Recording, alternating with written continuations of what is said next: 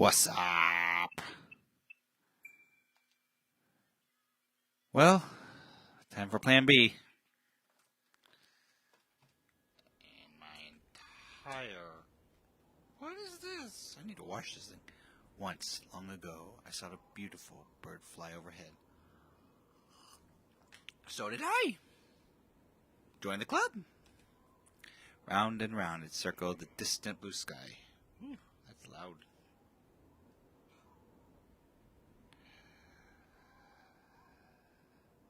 How high it flew in this era, when humans, not birds, reigned supreme.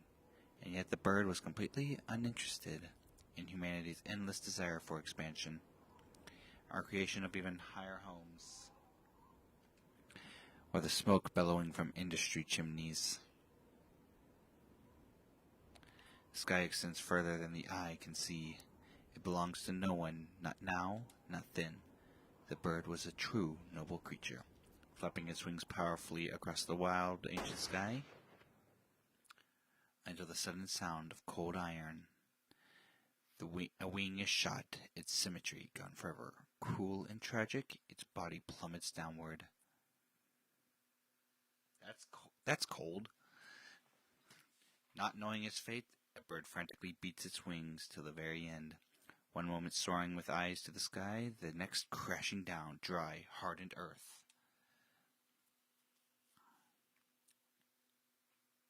This was the dream I saw.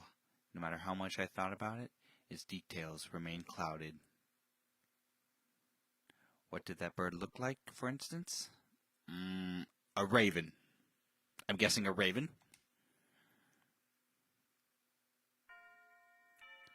Dong, dong, dong. And we're back to school. Are you for real? I feel that. Alright. Alright, class. Alright, class dismissed. That's everything that will be on the desk. Please don't share it with the other classes. You are the only ones I'm telling. Think of it as a homeroom bonus. Remember, if this class gets the highest scores, you could brag about it to all the other classes. Mr. Yamashita chuckled as he finished. This was typical of the kind teacher responsible for Year 2 Class C, the master at relaxing his pupils. I think you got that backwards, Mr. Yamashita. You're the one who's after bragging rights. Yeah. Then he can finally get Mr. Satonaka off his back. We know he's been making fun of you all semester for your bad grades, sir. We're like total washouts, except for our totally excellent sports skills. Please. Though it might not mean much coming from me. High school is about more than just your test scores. Teachers don't really care that much about your grades, you know. Even if you all fail, it's not like anything bad happens to us. But there is one student who does bother me. I think you know who I'm talking about. You chose her to represent the entire student body, a monumentally awful decision. She makes a daily point to threaten to report me to the Board of Education, claiming my students' grades are the result of poor instruction rather than lack of studying. She said if student scores don't improve, she'd come supervise my class herself. What kind of student even says such a thing?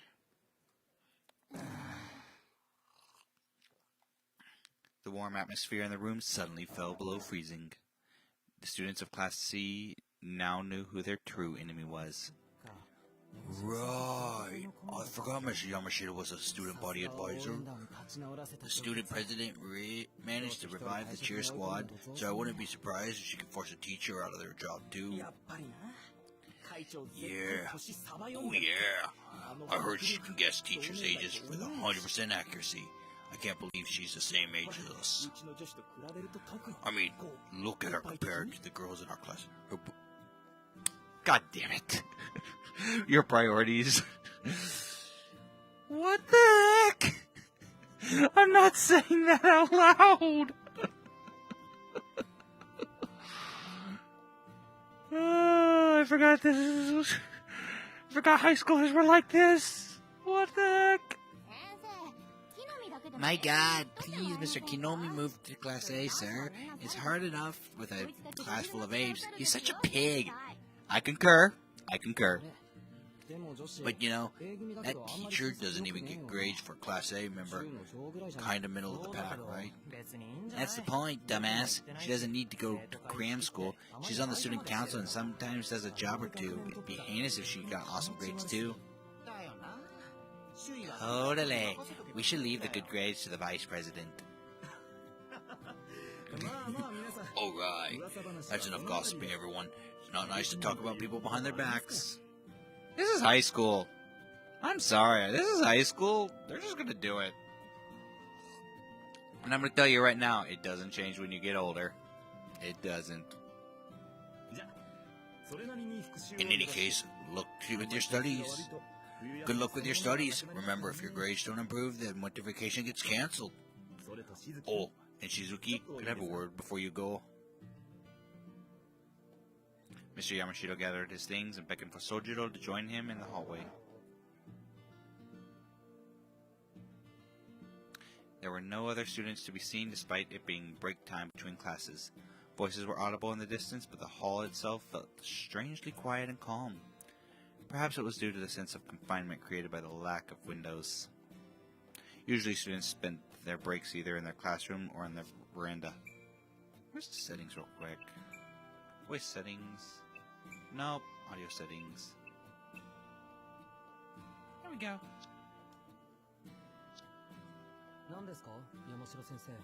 What is it, sir? Oh, nothing, Major. Sorry to bring this up right before exams, but I've been meaning to ask, how's everything going with the school? You settling in all right? That should have been like week 2. Week 2 at the minimum. Maximum. Either or.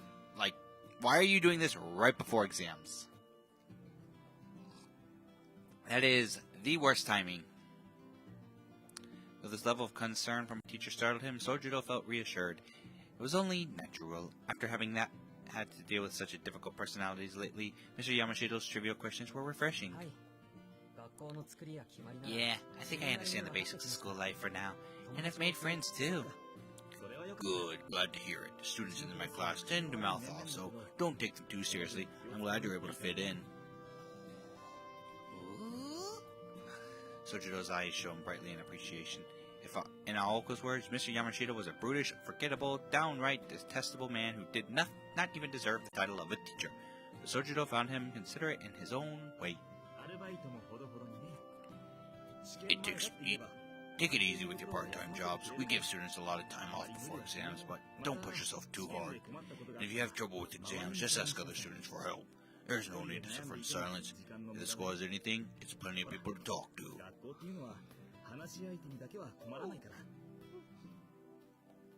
With a wave of his hand, Mr. Yamashita was gone. Good, my voice can take a break for a second. Pure-hearted Sojiro gave him a solemn nod as if to say he accepted the advice of his so-called forgettable teacher and went back to his classroom. And then... Come again? Come again? Come again? You want my advice about girls? Sojiro had not wasted a moment in putting Mr. Yamashita's advice into practice. He is not the one you should be asking. Why are you asking him? This is going to go extremely poorly. Yeah, it's like I've hit a wall with him. I thought about it and I thought about it, but I realized that I'm no good at figuring them out. No boy is. I'm going to let you know right now, I'm 29 and I still don't figure them out. It doesn't get better. The moment you think you got it, it's all screwed up. Sojiro averted his eyes out of shame over his lack of insight. You could have fooled me. I thought you were a man with the ladies. Well, you came to the right guy. Follow me. Oh God, this is going to go poorly. Please, just stop. Please stop while you're ahead. And you're barely ahead. Shocked as he was, Kinomi grabbed Sojiro by his shoulder and pulled him over to the wall. Kinomi had nearly burst out laughing when Sojiro, with a straight face, had admitted to his difficulty with girls, but he realized it was the first time, and Sojiro had ever turned to him for advice. Sojiro was always able to break down any task of his part-time jobs into plate-sized pieces, and he was clearly struggling with a different problem now. This was going to take some serious effort. Okay, give it to me straight, pal. How big did you screw up? I didn't screw up yet, but it might happen soon. Let's say a girl walked into the Mad Bear who was as prickly as a porcupine. She doesn't like me and wants me to leave, but I don't want to. Sojiro explained that he couldn't just quit his part-time job at the restaurant. He needed the money. Kinomi grunted a few times to indicate he was still following Sojiro's story.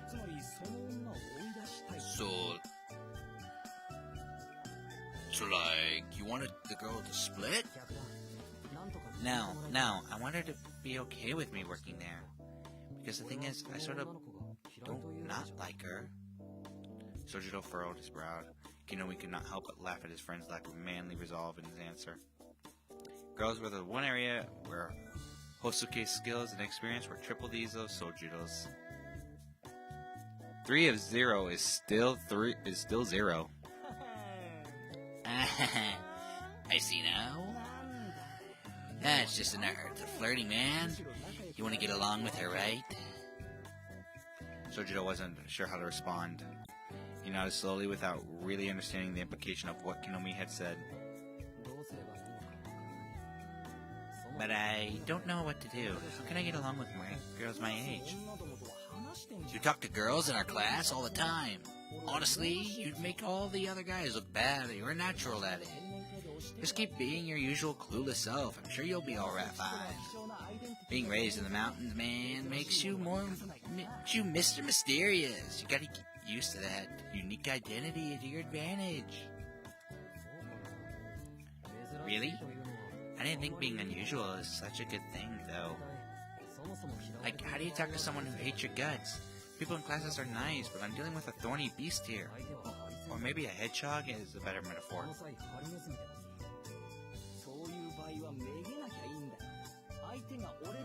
Don't be a chicken, man. You know what they say, a tiny thorn can stop a lion. She'll come around. Sojiro's brow sunk deeper still. I have no idea what that idiom means. I don't think he's using it right. All these abstract metaphors are too much for me. I concur. You need a more concrete material to work with. And why are you asking him? This is not okay! Come on, dude. You have to put in the work to get that girl's good side. First, ask her about her hobbies and stuff she likes. Then go from there. Think about what she wants, not what you want. You gotta blitz them from where they're weak, as they say. You mean, don't be too direct? You got it. And then comes the most important part. Bribery. You gotta shower her with presents. Oh, you've been watching too many bad Hallmark movies. It just gets worse, and worse, and worse.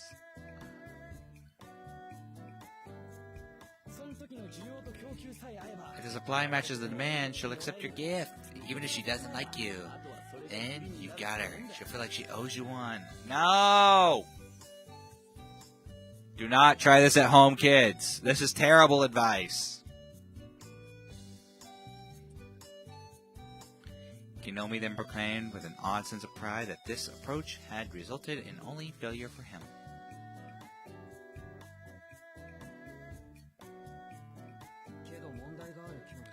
There's just one problem, Kinomi. I get that girls like being taken out to dinner, but you can't afford it. I know. I got you covered. I'm gonna let you in on a sweet little secret. An easy way to get some good, cold, hard dough. He slid to the side of the classroom deeper in one corner. I swear, this is going one of 3 ways, and I don't like any of it.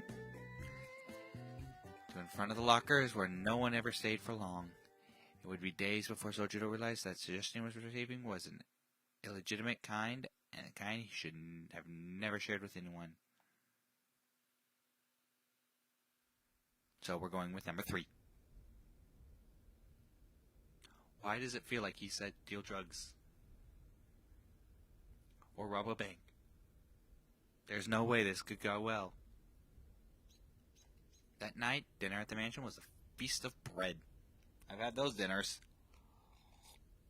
You know you're broke when your dinner is bread.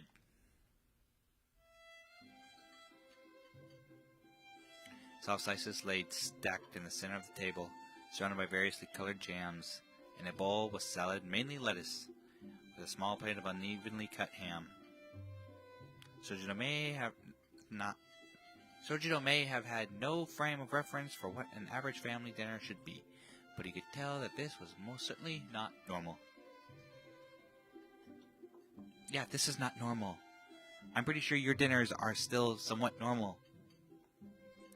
In truth, it was a first-rate case of laziness. I've also had those meals where you don't want to cook, so you have a sandwich.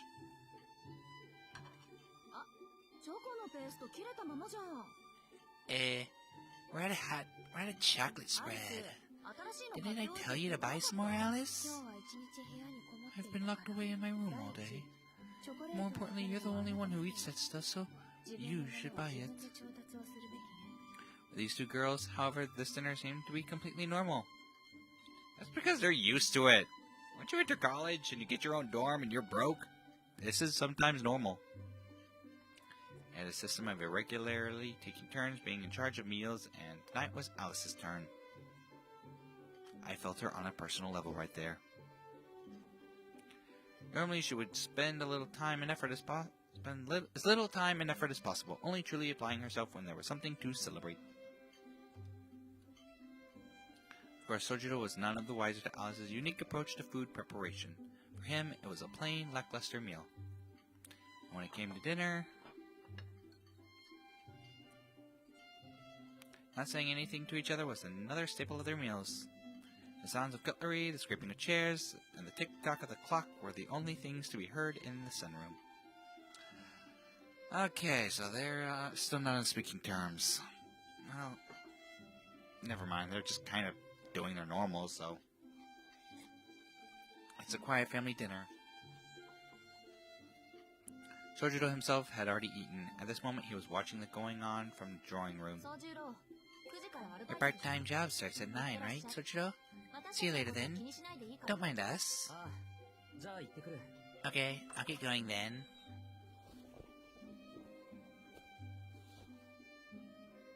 Sojiro donned his coat with a goodbye nod. When Sojiro glanced again at the sunroom, he momentarily locked eyes with Alice, and so he imagined. Had she been ignoring him all day? Yes! The answer is yes, absolutely. Not just refusing to talk to him, she had avoided him so much so as to not look at him all day until this very moment. Well, she's been in her room. It's kind of hard to look at someone when you're locked behind a door. He could understand that he was annoying her as an outsider in the mansion, but he felt no animosity in her gaze just now. Maybe she was just glancing in the general direction of the drawing room. Sojiro looked nervously at his surroundings for a moment before heading to the foyer. Alice only let her gaze return to normal when she was completely sure he was gone. So much drama. Alka was appalled by Alice's brazen display. So much so her immaculate veneer of apathy crumbled. What's that, Aoko? Still upset over tonight's lack of chocolate? I would be, but I'm so over-expecting other people to pull their weight. No, what I can't stand is your attitude. It's pretty sissy of you to pretend to ignore him while watching his every move. Could you be any more obvious with such a cheap trap? I was not watching his every move. I could care less what he does, and mind how you use the word sissy. It reeks of sexism.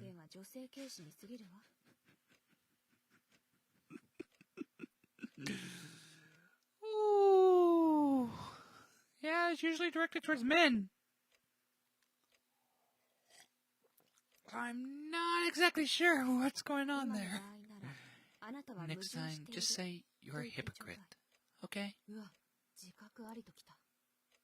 Well, look, who suddenly found a soapbox. Choosing not to rise to her roommate's jibe, Alice resumed eating. Aoko tore off pieces of bread and ate them one by one, anger still visible on her face. Forget whatever issues you and me have for a minute and take some advice from someone who knows a thing or two about messing with that boy. Maybe we need to cut him some slack. Hypothetically, let's say it turns out that he's a mage too. Then would you be okay with him living here? Sure, but not for his benefit. I couldn't think of a more fitting punishment for you and I for not recognizing his ability sooner. Achoo! I done scared my cat. Give me a sec.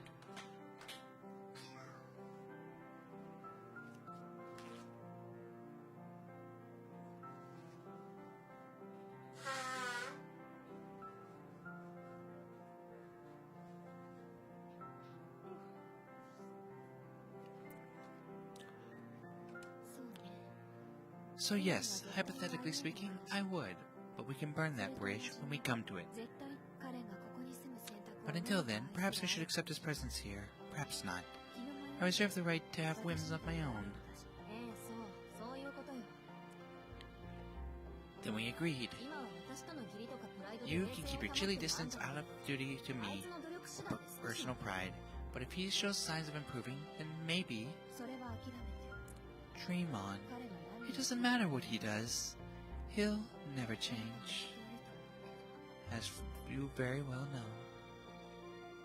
Alice had never been the type to let her guard down around others. The young witch despised humans, having recreated so many of their objects and fairy tales.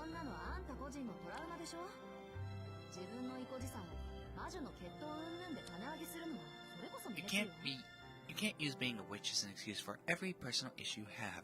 Yet another example of you being a sissy, if you ask me. It's fine if you dislike him, just come out and act like it. Stop trying to have it both ways. And what's that supposed to mean? That if you want to ignore him, then ignore him for real. You're fortifying the castle walls while leaving the front gate wide open, waiting for him to make the horrible mistake of exactly what you're urging him to do. It's gross to watch. If you don't want him to come inside, then shut the damn door already. I'm sorry, Aoko. You've lost me. Say that again in plain English.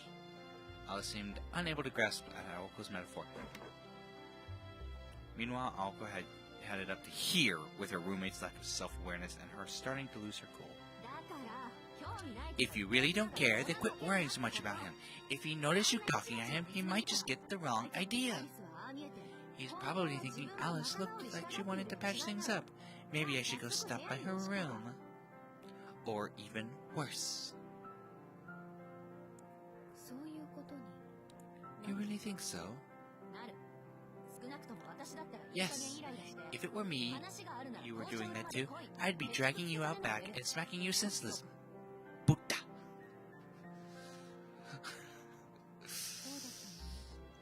Very well. I'll be more careful. It's not like I want to talk to him anyway, and for the record, I didn't look at him exactly, only at his arms and legs.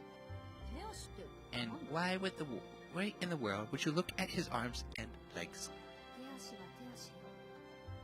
Because of what happened last night. Though, I doubt he even remembers. I was thinking about it and just happened to glance over at his arms and legs. You mean at the amusement park? I don't remember him doing anything special. Alice's expression soured. She felt the sting of her defeat. You saw the way he flew through the air, didn't you? Off the track straight at my dumpty. Sure. You were raving about how he flew a whole couple feet. He did Geronimo. Banzai! I would have done the same bullshit. What, were you expecting him to just fall through Dumpty? Kinda defeats the whole point. Oko had not actually seen it in person, luckily. All she knew was that the spell she had placed on Sojiro was part of the reason he survived that jump of death. Alice, on the other hand, had observed the whole scene from the clock tower.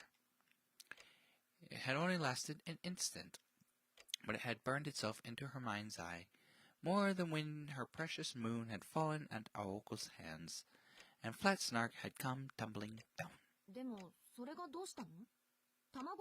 So, that's it? You want to get back at him for what happened to Dumpty, do you? Dumpty's destruction was purely business. I feel no need for retaliation. I was just intrigued to observe the movement of a human body.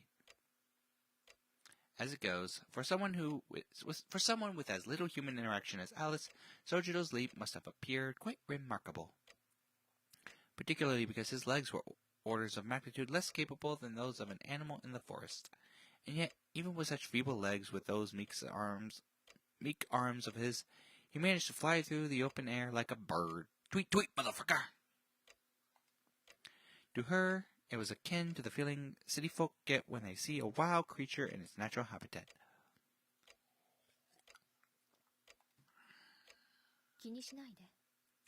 Forget I mentioned it. I just hope I can witness that again someday. And when I say human, I'm not referring to him. I see. It was novel of you to make sense considering most of your employees have non-human forms. Aoko sighed and released the tension from her shoulders. She was disappointed to discover that Alice's behavior stemmed from the simple curiosity, like that of a child with a new toy. Well, she does have a new toy. What did you expect? For all you know, she could just be screwing with him. And she's enjoying it with some sick, twisted malice and humor. And Alice was in no position to take issue with her reaction. And how could she? She was not entirely sure what it was that she herself was feeling. I'll make dinner tomorrow. Another meal like this before exams is going to make it impossible to study. No complaints from me? I certainly wouldn't mind the free time.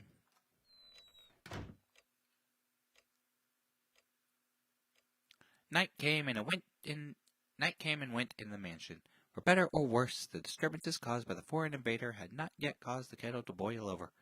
I think he's just trying to keep to himself until he's got a plan A, B, C, D, E, all the way to Z2.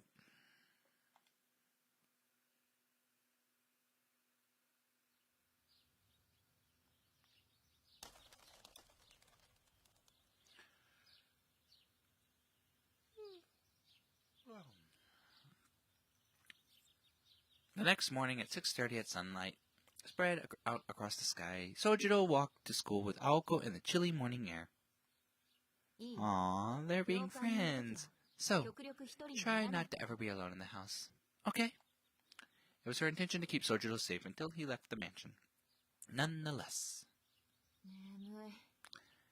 God, I'm sleepy. What's the deal with going to school so early? I'm not. I have to pull a 30-minute shift helping with deliveries. His work ethic was a little too strong for a student entering finals. Are you sure you're not pushing yourself too hard, Aozaki? You don't need to keep tabs on me, you know.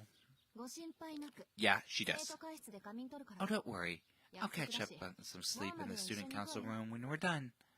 I promised I'd walk you as far as the front gate, and I plan to stick to it. But internally, Aoko was worried. What traps did her roommate have in store for him? She could not imagine Alice had planned anything to go down in the woods, but she wanted to be safer than sorry. The least she could do was accompany Sojiro to school. That much she was firmly committed to. Any traps that presented themselves could then be dealt with on the spot. Well, not dealt with, so much as destroyed, since that was Aoko's forte. That would be enough to keep him safe for the time being. As for when you get out of school, all we can do is hope that Alice is short on free time today. Okay. If Alice was willing to put all her energy into a new trap after the first had failed, then they were as good as dead anyway, but Aoko would cross that road when she came to it. It all depended on how deep Alice's dislike for Sochiro really went. It would have to be enough to make her abandon her pride as a witch, something she had protected fervently until now. This girl is crazy, in the good kind of way. I can't tell what she's thinking half the time. If that were the case, Aoko knew she would never be able to keep him safe. The moment 24/7 protection became necessary was the moment she had failed. Her character led her to focus on what she could do in the here and now and ignore the rest. And this current plan of hers was the best attempt at doing right by everyone.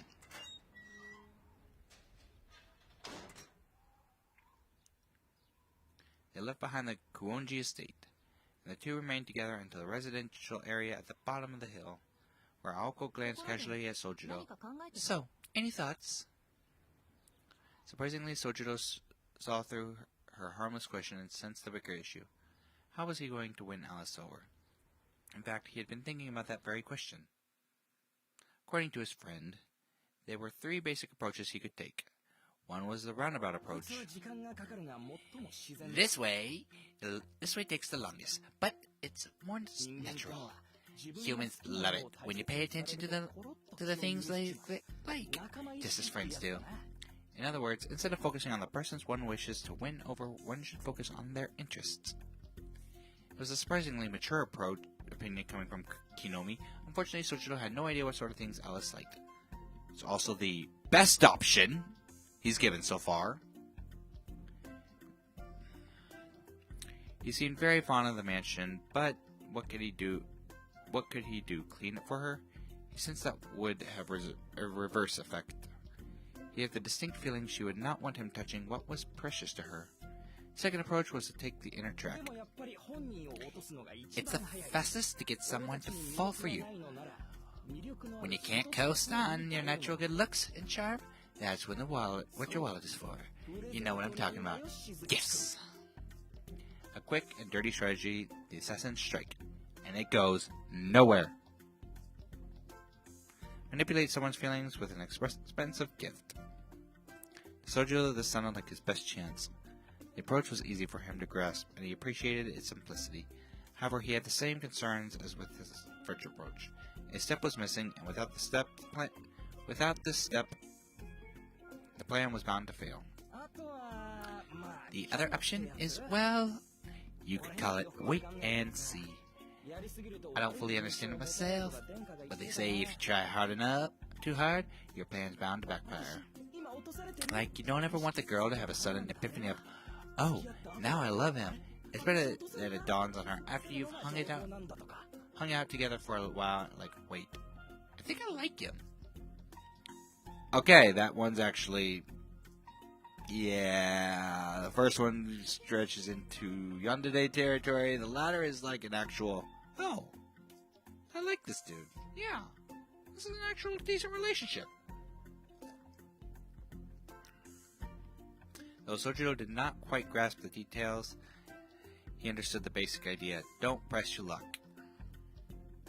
He knew that much was good advice.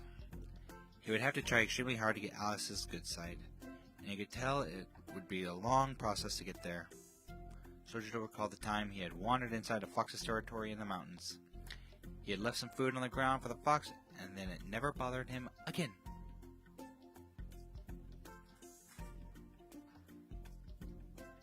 What is considered goodwill and kindness varies from person to person, but if there is enough goodwill from one side, regardless of whether that goodwill is reciprocated, the other side will eventually start to feel an obligation to do so. That was key. It's okay. I'll think of something. For now, I can only do what I can do. Don't worry. I've taken your counsel to heart, Aozaki. Sojiro seemed ready to face things head on. His answer did little to reassure Aoko. However, she found herself more concerned about his safety than ever before. Look, sometimes things can only get worse before they get better. Like they did with you. You're looking for a broom, like the ones at school? Yeah, the cheaper the better. Don't you live in an apartment? Who needs a broom in an apartment? Everyone! My broom's sitting right over there! You need a broom to sweep your floor! Unless you don't have hardwood, then you need a vacuum. Well, I've been wanting to clean things up a little. I could use some trash bags, too. Aren't you supposed to be broke or something? It's a broom! It's like $5! Bag of trash bags probably costs him $8. Well, whatever. Want to use my broom then? I'll lend it to you if you want. Actually, I need it for longer than one day, so maybe it's best I buy my own.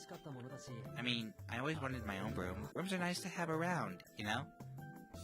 Her expression is how I feel right now. God damn it. I'm so done with this boy. Sojido was on his way home from his part-time job after school. It was 4 in the afternoon, 2 hours earlier than his part-time job would have normally ended. A Mad Bear's head chef had gotten in trouble with the accountant for making a student work the day before exams. Thus, Sojido's boss had carefully sent him home early. Why is this not a thing here in America? They're like, oh, it's exam season? That sucks to be you. And that is when it happened. The interruption to his standard schedule must have been just the shock he needed. Normally he would meet up with Aoko after she was done with student council affairs and go home with her.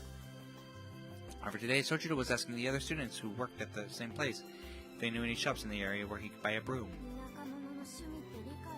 God, what's wrong with you? People from the countryside are so weird. You're not wrong, but you're also not right. Anyway, you know that nasty ramen place near the school? Just go to the end of that street. There's a hardware store called Okita. It's way cheaper than the home supply store to the west of the station, as long as they have what you want anyway. Use my bicycle. I don't care. I won't need it until exams are over anyway. Sojido's eyes lit up as if he met his savior, but biking uphill to the mansion, that alone with a package to carry, was not a pretty thought. Nope! File that under fuck and that. I appreciate the offer, but I'll pass. See you at school tomorrow. She's so baffled! She's like, what the fuck was that conversation? She has no idea what's going on, and I'm with her. She's just like, what just happened? What goes on in this guy's head? Even I know, and I still don't know. Saying farewell to his co-workers, he headed to the hardware store. He needed a cheap and sturdy bamboo broom and a large dustpan to go with it. If possible, a pushcart and a stick for a splint would be nice too. And it happened. Sojido wanted quite a few things. You can use the broom as a splint. It comes with a stick. Brooms are a stick. Alice returned to her work after waking from her nap. That is a big-ass library for a house. Holy shit, what the... The Kuonji estate had an annex that housed a library. The library was filled with books handed down to her from her mother, so it was Alice's territory such that even Aoko dared not enter. If the mansion was a witch's abode left behind by the times, the library was the fairy tale quarters lost to the ages. Be our guest! Be our guest! That's exactly how it feels right now. It was a natural sanctuary for the young witch who would command employees to do her bidding. She relied on her memory to recall the location of each book on the many shelves, and then she saw it. Upon raising her head, she was met with the most unusual of sights. Her elegant eyebrows bristled in distaste. From that moment on, she failed to accomplish anything she had planned for that day. She was instead forced to stare at the strange sight outside her window, eyebrows fixed in that position until the sun set.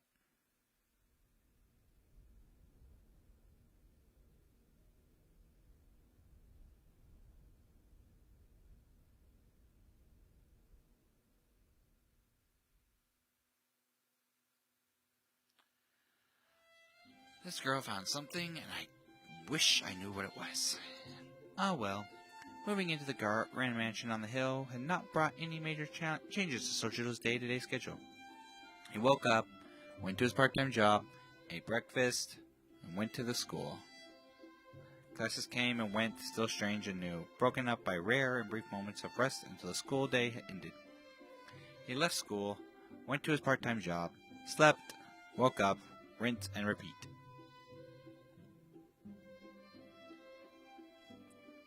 A modest life for a modest young man, continuing every day in the same fashion despite his best efforts to change his fortune. But nothing ever really changed, as whether Aoko was by his side in the mansion as was frequently the case, or whether Alice was making him drink some potion she prepared before going to bed. I think she's just trying to get you to gain her trust, and then she's going to slip something you don't want to drink. The former was an attempt by Aoko to make him feel better. The latter was some attempt to keep him safe, even if he did not fully appreciate it.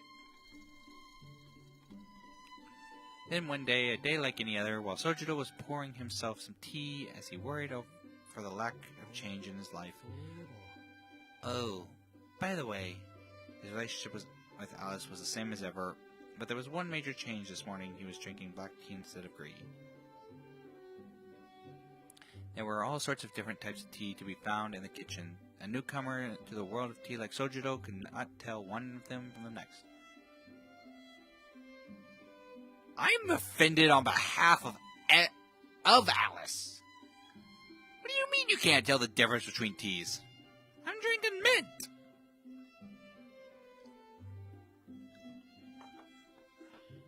Naturally, his tea-making skills were limited to tea bags, one of which he placed in his cup before returning to the dining table. Somebody teach this man how to make tea. Alice and Aoko were already seated. The two were eating in silence. In this household, it was everyone for themselves, and when it came to breakfast, the diplomatic description of their breakfast would be simple, The more accurate description would be 2 slices of stale bread prepped in seconds. Aoko exchanged a word or two with Alice, and took a sip of tea and stood up from her seat. Since it was winter break for the high schooler, she returned to her room after eating as she normally did, while Aoko headed to the front door, shoes in hand, ready for school. After hurriedly clearing the table, Sojiro rushed out the door after Aoko. Together they walked down the long hill in the direction of the school. They had spent 3 days following the very simple routine.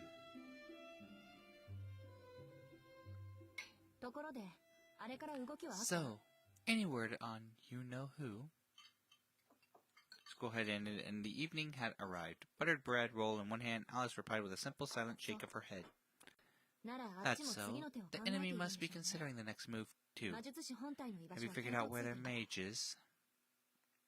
Her response was exactly the same. Without showing the slightest sign of dejection, she continued to chew the roll and took a stab at her salad.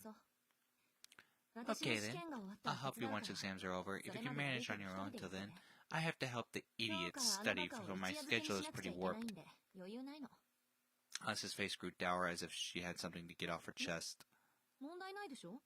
Don't give me that look. You're on winter break. You can spend all day working on it, can't you?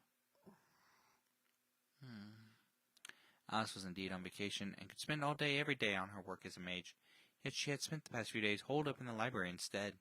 She was hardly devoting herself to dealing with the challenger, as Aoko put it. Alice, are you listening?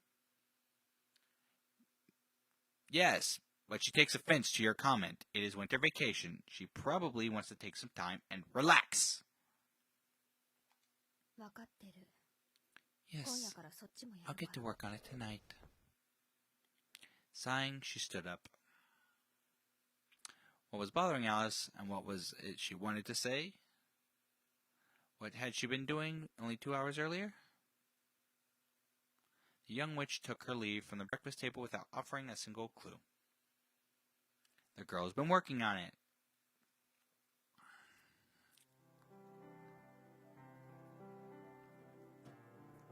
Misaki High was a private school, and as such, its winter break started earlier than public schools.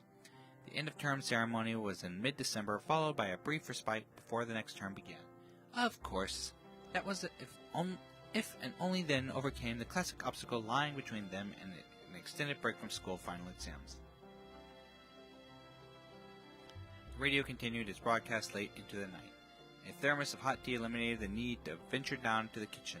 An electric blanket kept away the winter cold, and a crab-shaped pastry staved off any dinner-time hungry. These were the lengths Aoko had gone to. She needed to ensure that every aspect of her surroundings helped her pull successful all-nighters. Congrats on surviving the first day of exams. Are you ready to leave your old study habits behind and be reborn as a new student? Sojiro nodded earnestly. Upon returning from his work, he encountered the maid he expected to the Demon Student Council President Aozaki. Half a day earlier, the first day of exams were over, and Sojiro was about to head back to the mansion where he hoped to put his plan into practice when... Tonight, I am holding you prisoner. Your grades are simply unacceptable. Cancel your shift and any other plans you have. A cold blue grin greeted him in the hallway. Clenched in her fist was Sojiro's exam paper. Mr. Yamashita had no doubt said, He only transferred. We can't expect miracles. But she had snatched the exam out of the teacher's hand the minute he tried to show her. That was how Sojiro had ended up in Aoko's room instead of the room in the attic to which he was accustomed. Though her situation was far from normal, at the end of the day she was an adolescent girl like any other. Naturally, she felt uncomfortable letting a boy her own age into her room. However, his grades were truly something that called for desperate measures. That explained why her mood was even worse than normal today, and the vein on her forehead was pulsing visibly with anger. I need to finish my own studies first. You can use that table in the meantime. Aoko turned her back to him and sat down on her favorite desk. Sojiro was left standing before a cheap looking glass table. The one with magazines and... Is that jewelry and keys? What is that on the center table? I'm still really not used to all this. What's that blue thing there, Aozaki? Restless Sojiro found his eyes drawn to the guitar propped up in the corner. It's thin, blue, and intense looking. It's got your name written all over it. Don't tell me it's some kind of weapon. It's a musical instrument. I understand if you've never seen an electric one, but you must have seen an acoustic guitar in the music room. Keep talking, though, and you'll soon see if it also works as a weapon. Sojiro plopped himself down onto a cushion, struggling to suppress the desire to retort that it was a weapon after all.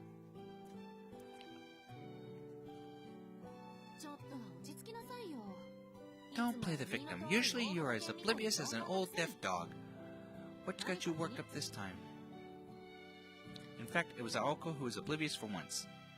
For his part, Sojiro could not figure out why he felt restless either. Suffice it to say, they were both pretty clueless in this moment.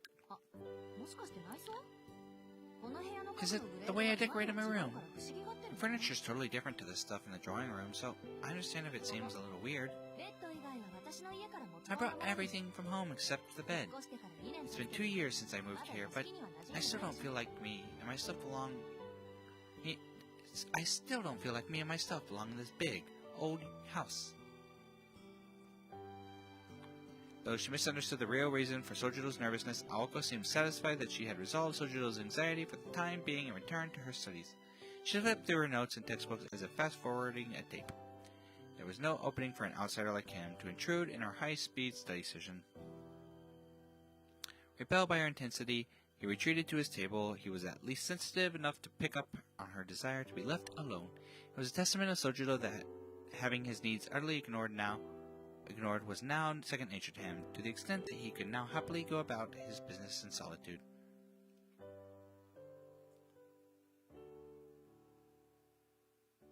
Two hours passed, and then the clock neared 11. Aoko's speed and concentration began to slip. Seeing his window of opportunity, Sojiro seized the moment to strike up a conversation. Aozaki, can I talk to you for a minute? What is it? She spoke hesitantly, not bothering to turn to face him. She continued to flip the pages of her textbook, albeit at a slower speed than before. I noticed how you and Alice have been acting at dinner these past 3 days, and, is it always like that? Yes, it is normal. Do we not look normal? I'm not sure how to answer that. It's just, at school, people seem to enjoy eating together, so I thought it was strange that the two of you don't look like you enjoy it. And I thought maybe it's because of, you know. You? Don't worry, it's not because of you that we haven't been talking at mealtimes. We've never talked to each other during meals.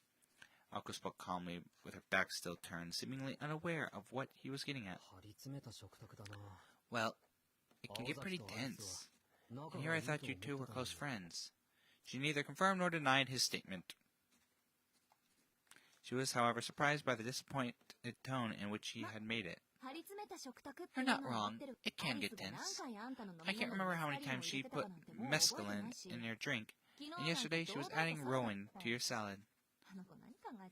Beats me what the hell she was thinking. A bitter smile spread across her face, and in reminiscence, the pages of her textbook continued to turn. Mescaline? What's that? It's a hallucinogenic alkaloid produced by the peyote cactus. I'm assuming it's more than your average hallucinogen if Alice is using it, though. And I'm done. This girl is drugging him. This girl is straight up drugging him. You know, for a second, why is this her plan? Is this plan C or B at this point? What is this girl's thought process? With that, she slammed shut her fourth textbook of the night. After having scarcely changed positions the whole night, she finally turned in her chair to face him. Now it's time to put you to work. I don't know what else I was expecting, but I still almost fainted when I saw your scores. Her tone was light, but her gaze was heavy as she stared at Sojiro, seated cross-legged on the floor. Modern literature, geography, math, and electronics. If you don't up your grades over the next 2 days, your winter break is as good as gone. And that'll be more of a problem for me than you.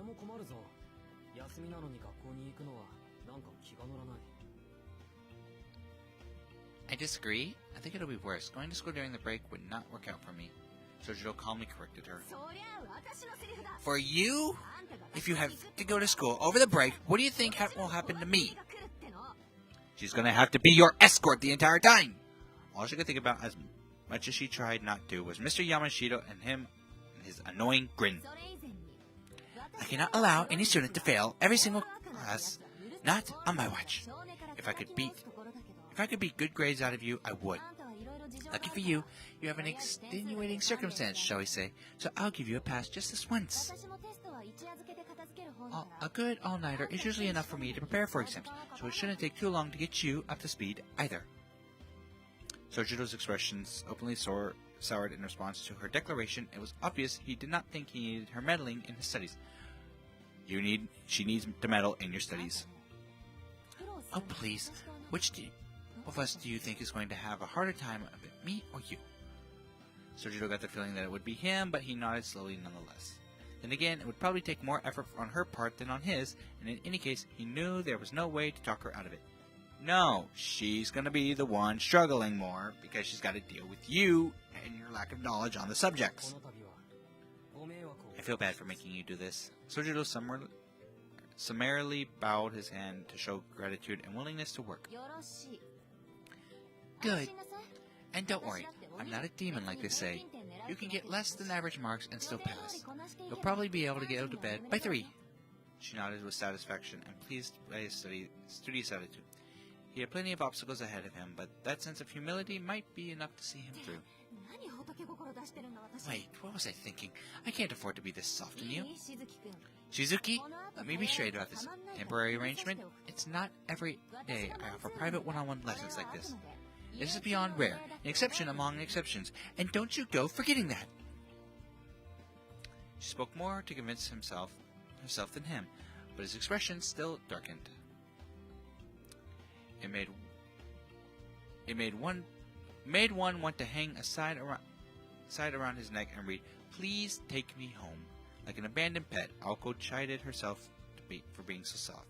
For some reason, it was the moment she recalled that it had been raining the day that they met each other. Time passed like the failing grains of an hourglass.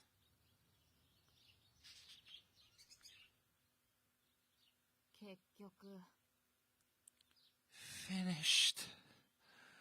Thank God it's finished. Aoko squinted as light poured through the window, and she downed another cup of tea. She had lost count of exactly how many she drank long ago, and the girl needs to piss so badly. And it only took the whole night. Eh, Aozaki? Sojiro picked up what she left unspoken. Aoko had used all of her pep in staying up all night, but also in shouting at him. It's a good thing they're in the mansion, because otherwise you'd keep Alice up all night, and in the worst way possible. He looked pale and uncomfortable, just as he had all night long. I understand you underestimated you, Sojiro Shizuki. Come on, Aozaki. You know I get weirded out when you compliment me. No. You deserve a pat on the head. She was at the end of her rope, but she could not help the bit of pride that swelled up in her. Her lack of even the most basic comprehension was shocking, even taking into account his upbringing in the wilderness. His ability was that of a middle school student, and that was being generous. Preparing him for exams by teaching him new concepts and ideas was a waste of time. Rote memorization was his only hope for passing. Everything he memorized would collapse like a house of cards afterwards for all she cared, so long as he remembered for his exams. Assuming he had the capacity to be a good student in the first place had been her mistake. It took all night to cover the content for just 4 exams, and she still did not feel confident he could apply what he so earnestly tried to memorize. I appreciate your effort, but you just take too long to memorize new information. Come on, go easy on me. I'm used to learning things with my body, not my head. Aoko let out an exasperated sigh. Naturally, physical prowess mattered more in a mountain life than the intellectual kind, but still. Whatever. At least you should do well enough to satiate Yamashita. Mind making some more tea? Sojiro stood up and obeyed as Aoko stretched her aching back. She had apparently bought tea bags in bulk, so there were still plenty to use. Good grief. This is so wasteful.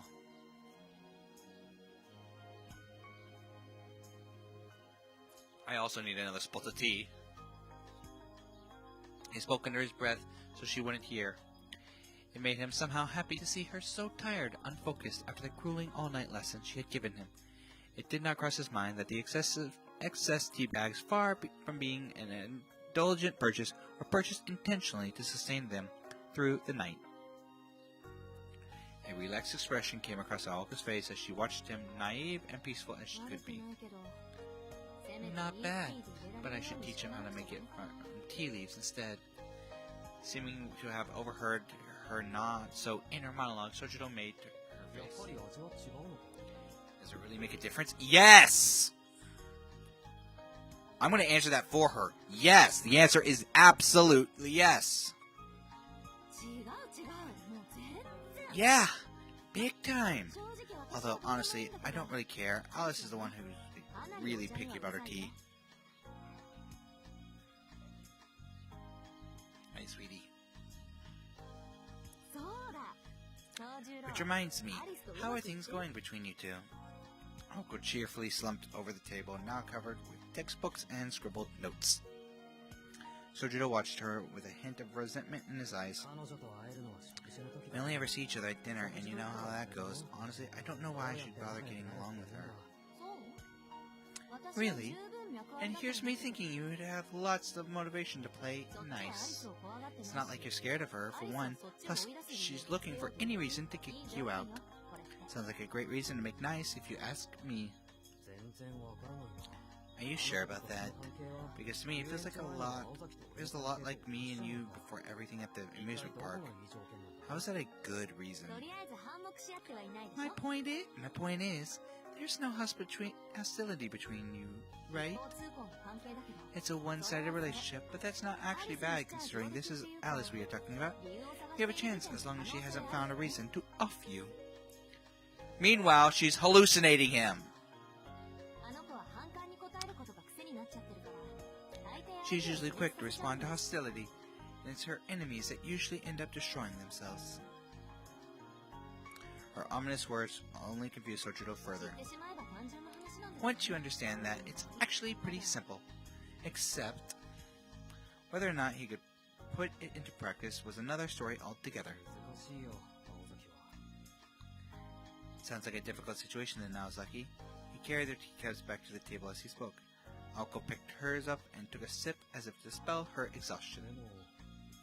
But I think you're right. I still don't know her at all. The problem is my knowledge of Alice Koronji ends with her name. He followed Aoko's lead and took a sip of his own. His cup contained not tea, but plain hot water.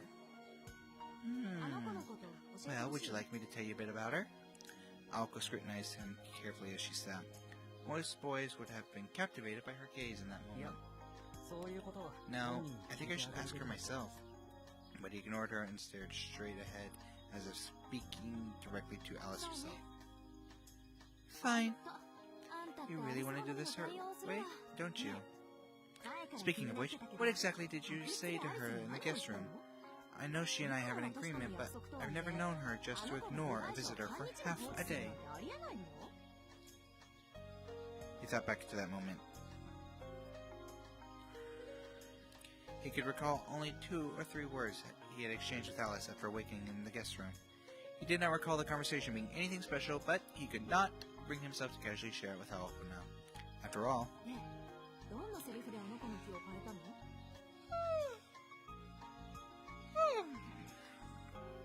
hey, what did you say with had such an effect on her? Aoko eagerly pressed for him for answers. Sochiro frowned, unsure what to say. He did not know what the interaction had been like for Alice, but for him, it felt like a special sacred moment. The question was, why and for whom was he so concerned? Come on, just tell me. I can tell you're just dying to let it out. Her disconcerting smile moved even closer. Sochiro did not look like he was able to stay silent much longer. As he would eventually come to realize, Aoko Aozaki had a sometimes troubling propensity to gossip. She loves to gossip, apparently. Well, I can't tell you what we talked about, but I will say that she wasn't as flirtatious as the way you are right now. After how strict you were earlier, I didn't realize you had such a friendly side. He stared directly into her eyes as he spoke. Aoko nearly leapt out of her seat in panic. Now that he pointed it out, she realized their bodies were practically touching. So you noticed, huh? I was just using the most effective way to break you, of course. Well, he is a teenage boy. And they do think with their bodies, not their minds. So, I mean, you go, girl. And besides, the moment you leave my side, all hell seems to break loose. Aoko stood up as she lashed back at him. You got me there. I haven't felt so focused in years. Too bad this was just an exception among exceptions. Well, look at you, Sochiro. Before you know it, you'll be acing your exams and your relationship with Alice. I will, Aozaki, don't you worry. His co-response caught her off guard, and for a moment she was as lost for words. She meant it sarcastically, and yet he responded with a warm smile. I'm going to change my strategy. The first step, engage her directly. You can't stay mad forever, as they say. Yes. Yes, you can. Aoko remained in a state of silent shock as he spoke and rose to his feet. She could not help but feel a reluctant respect for what seemed to be his newfound confidence and competence. I'll go home by myself today and speak to Alice. You have a student council meeting after class, right? He was right. It was their last meeting before winter break. Normally, he would have waited until the meeting ended, or else gone straight to his part-time job. This was part of Aoko's plan to make sure he and Alice were never alone in the mansion together. Hold it. You mean you're planning to face Alice by yourself? You make it sound like we're going to get into a fight. I wouldn't stand a chance, you know that. His reply made complete sense, which floored her. Even I can see that things only get more messy when you're around, Aozaki. That's why I'd appreciate it if you take your time with Tobimaru today. Are you serious? He felt like he was being tested, but nodded nonchalantly nonetheless. Knowing how grave the situation really was, Aoko was not sure how to respond to his apparent lack of concern.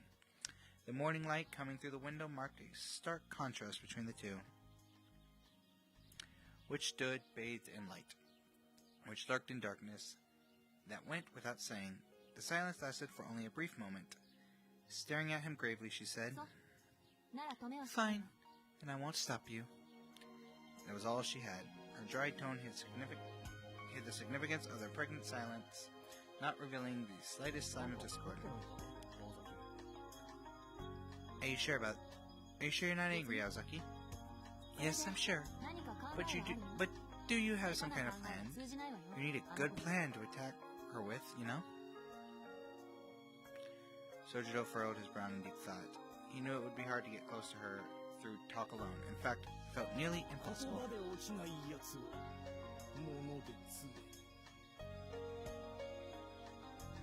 Guesswork when words fail. Kinomi had been the voice of wisdom and folly for him countless times in the past. Incidentally, Kinomi had been referring to Aoko at the time he shared that pearl of wisdom.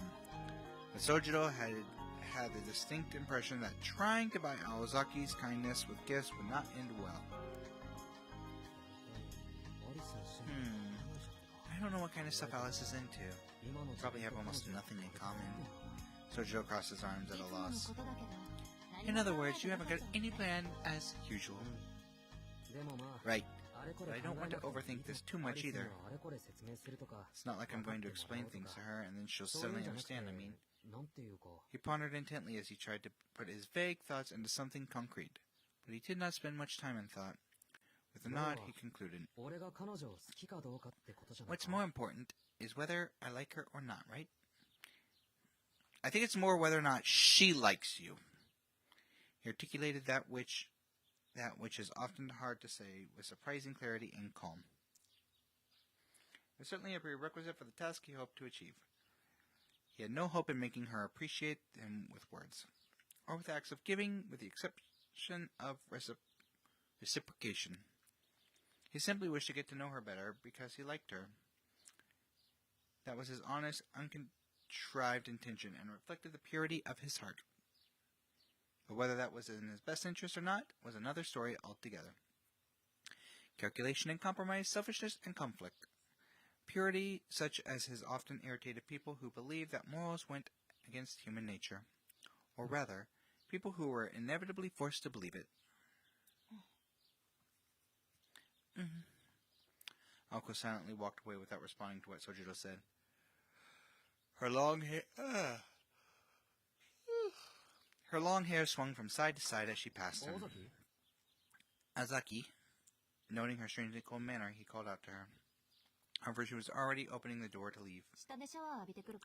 "I'm going to take a shower downstairs. You can go back to your room."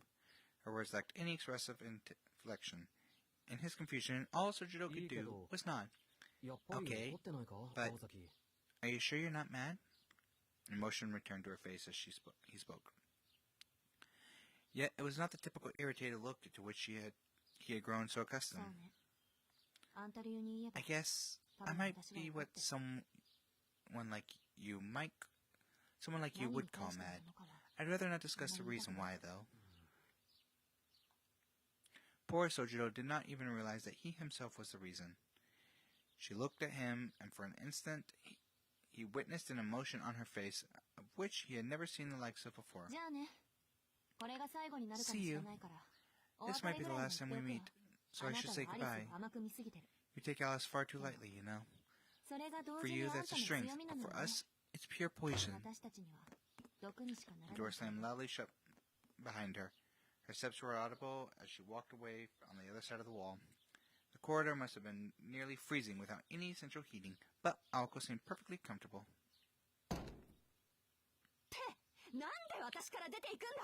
"Wait, why am I leaving first? This is all backwards. It's my room. You go first."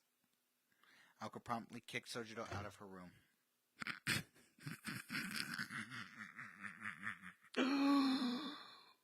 You're gonna take a shower anyways! This is solely just pettiness!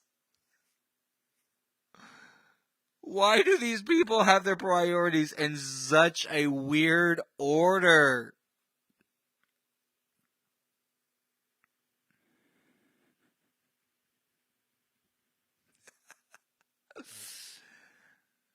Once again, the wooden door closed with a slam. The corridor was not as cold as he had expected. Not quite as bad as a freezer, at least.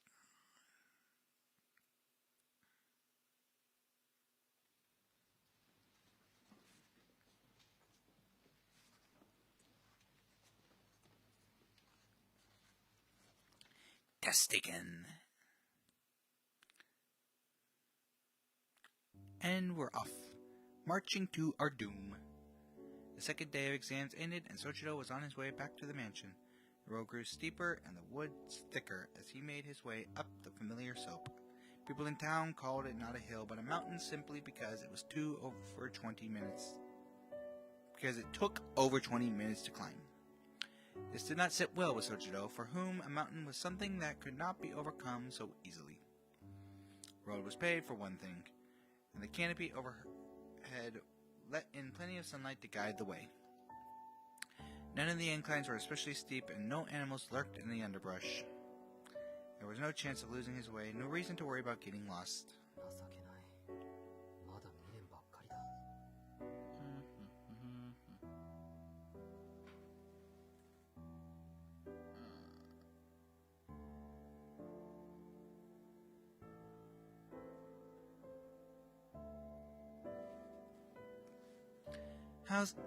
How sad. I'm still complaining. Sojiro quietly reprimanded himself for getting so wrapped up in his own little world. Boop. In the past few weeks since moving here, he had been constantly comparing the town with his former mountain home. Normally he would not get upset over it, but in recent days, since meeting Aoko as it happened, he had become rather hung on the differences.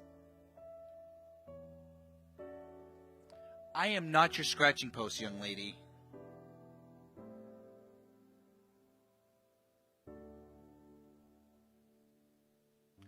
Why were you using my leg and my pants to dig your claws into?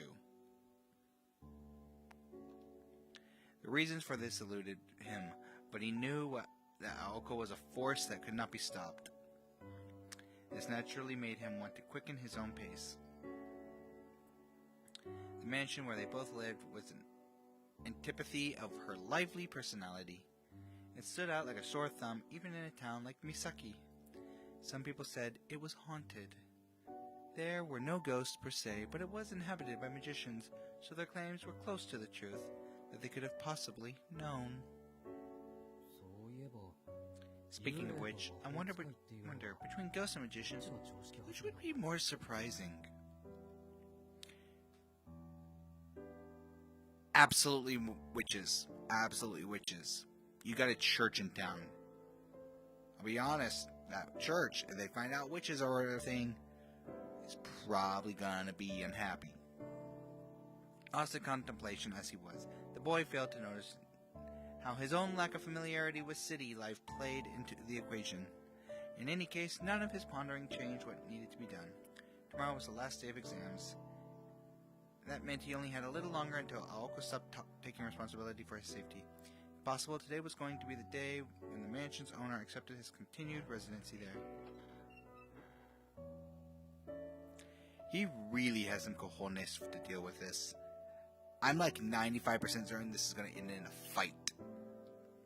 Sojiro slipped between the trees encircling the mansion and walked down the naturally tree-lined avenue that led him to the front door. Here goes. Taking a deep breath, he stepped across the threshold. The drawing room was where he expected to find Alice. And she is nowhere to be found. However, he found himself face to face with the most unexpected scene. A few steps in, he arrived at a large foyer extending from the mansion's entrance. But one thing was clearly out of place. The foyer of the mansion was like a hall in a medieval castle. It was illuminated by the cold winter sun casting through the skylight, unaided by artificial light. The wooden tiles smelled of the outdoors.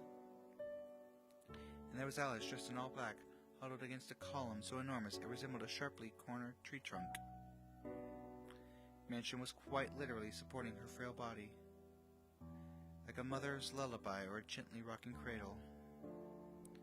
A heavy atmosphere within the cold building suppressed even the slightest stir, almost as if wandering away any disturbance into her slumber.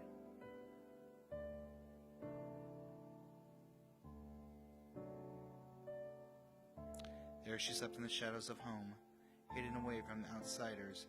Her sleeping figure was enough to mesmerize anyone who laid eyes upon her. She's very pretty, actually, in this scene.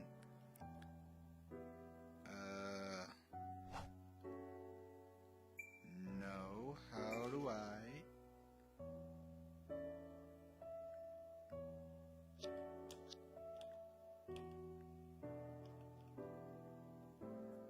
Can I just get that image, just naturally?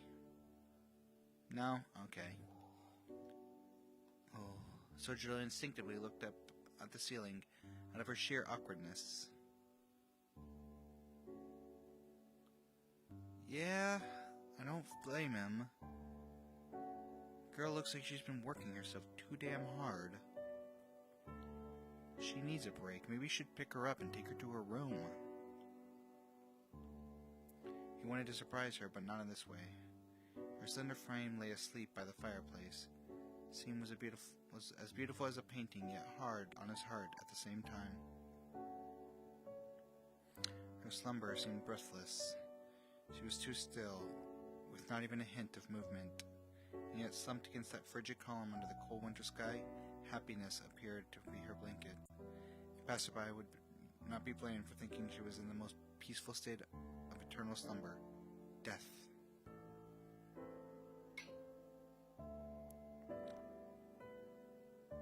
This is genuinely kind of calming. Like, I don't know how to react to this scene.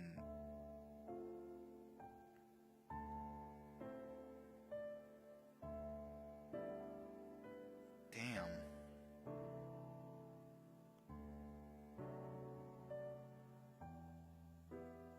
Yeah, she's probably pretty cold. Sojiro spoke to himself as he gazed idly upon her. Bringing her a blanket or something warm did not so much as cross the boy's mind. What the fuck? Hold up. You have every opportunity to at least show her an act of kindness. Take her to her room. You know, if she's asleep, you can probably carry her to her room. You're a grown man. Bring her a blanket. Instead, odd as it sounded, the first thing he thought to do was to go prepare some tea. He made sure to be as quiet as possible as he opened the drawing room door. On the table waiting for him were 3 pills. They were the medicine Aoko required him to take every day when he arrived home. Gulping down the vaguely sweet pills and then continuing to the kitchen, he selected a box of tea from among the many in the cabinet and brewed enough for 2 people. Alice was still asleep when he returned to the foyer. Careful not to make any noise, he crouched close to the ground. He was startled by how cold the floor felt through his pants. He thought it would be warmer here by the fireplace, but then again he recalled how Aoko had referred to it as a useless hole in the wall. What was likely the case was that neither she nor Alice knew how to use it properly.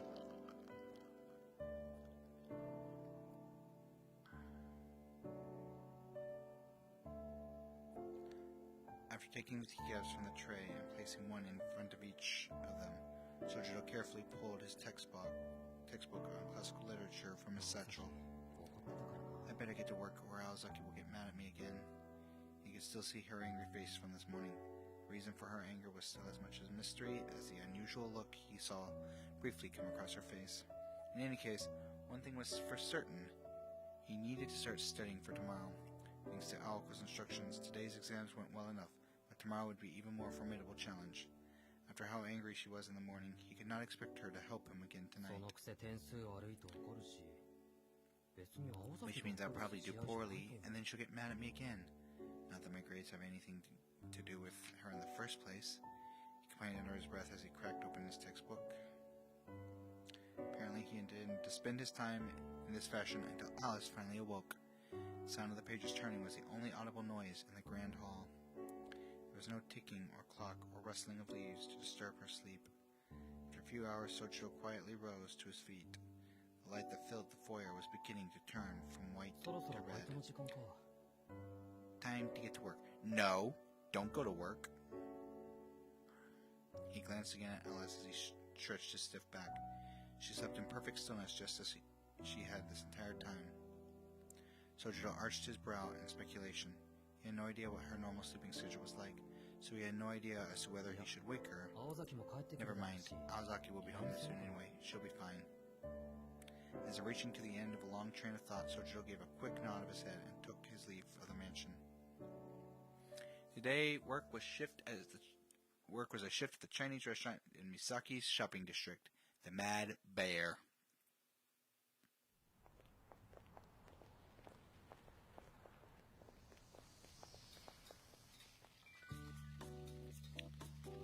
Their uniforms had been made by someone with an obvious preference for garish colors. The orange apron was emblazoned with a cartoonish polar bear slashing a walk in two with its powerful claws. The design resembled warning signs about wild animals seen in the mountain, and stood out in Misaki for its one-of-a-kind originality.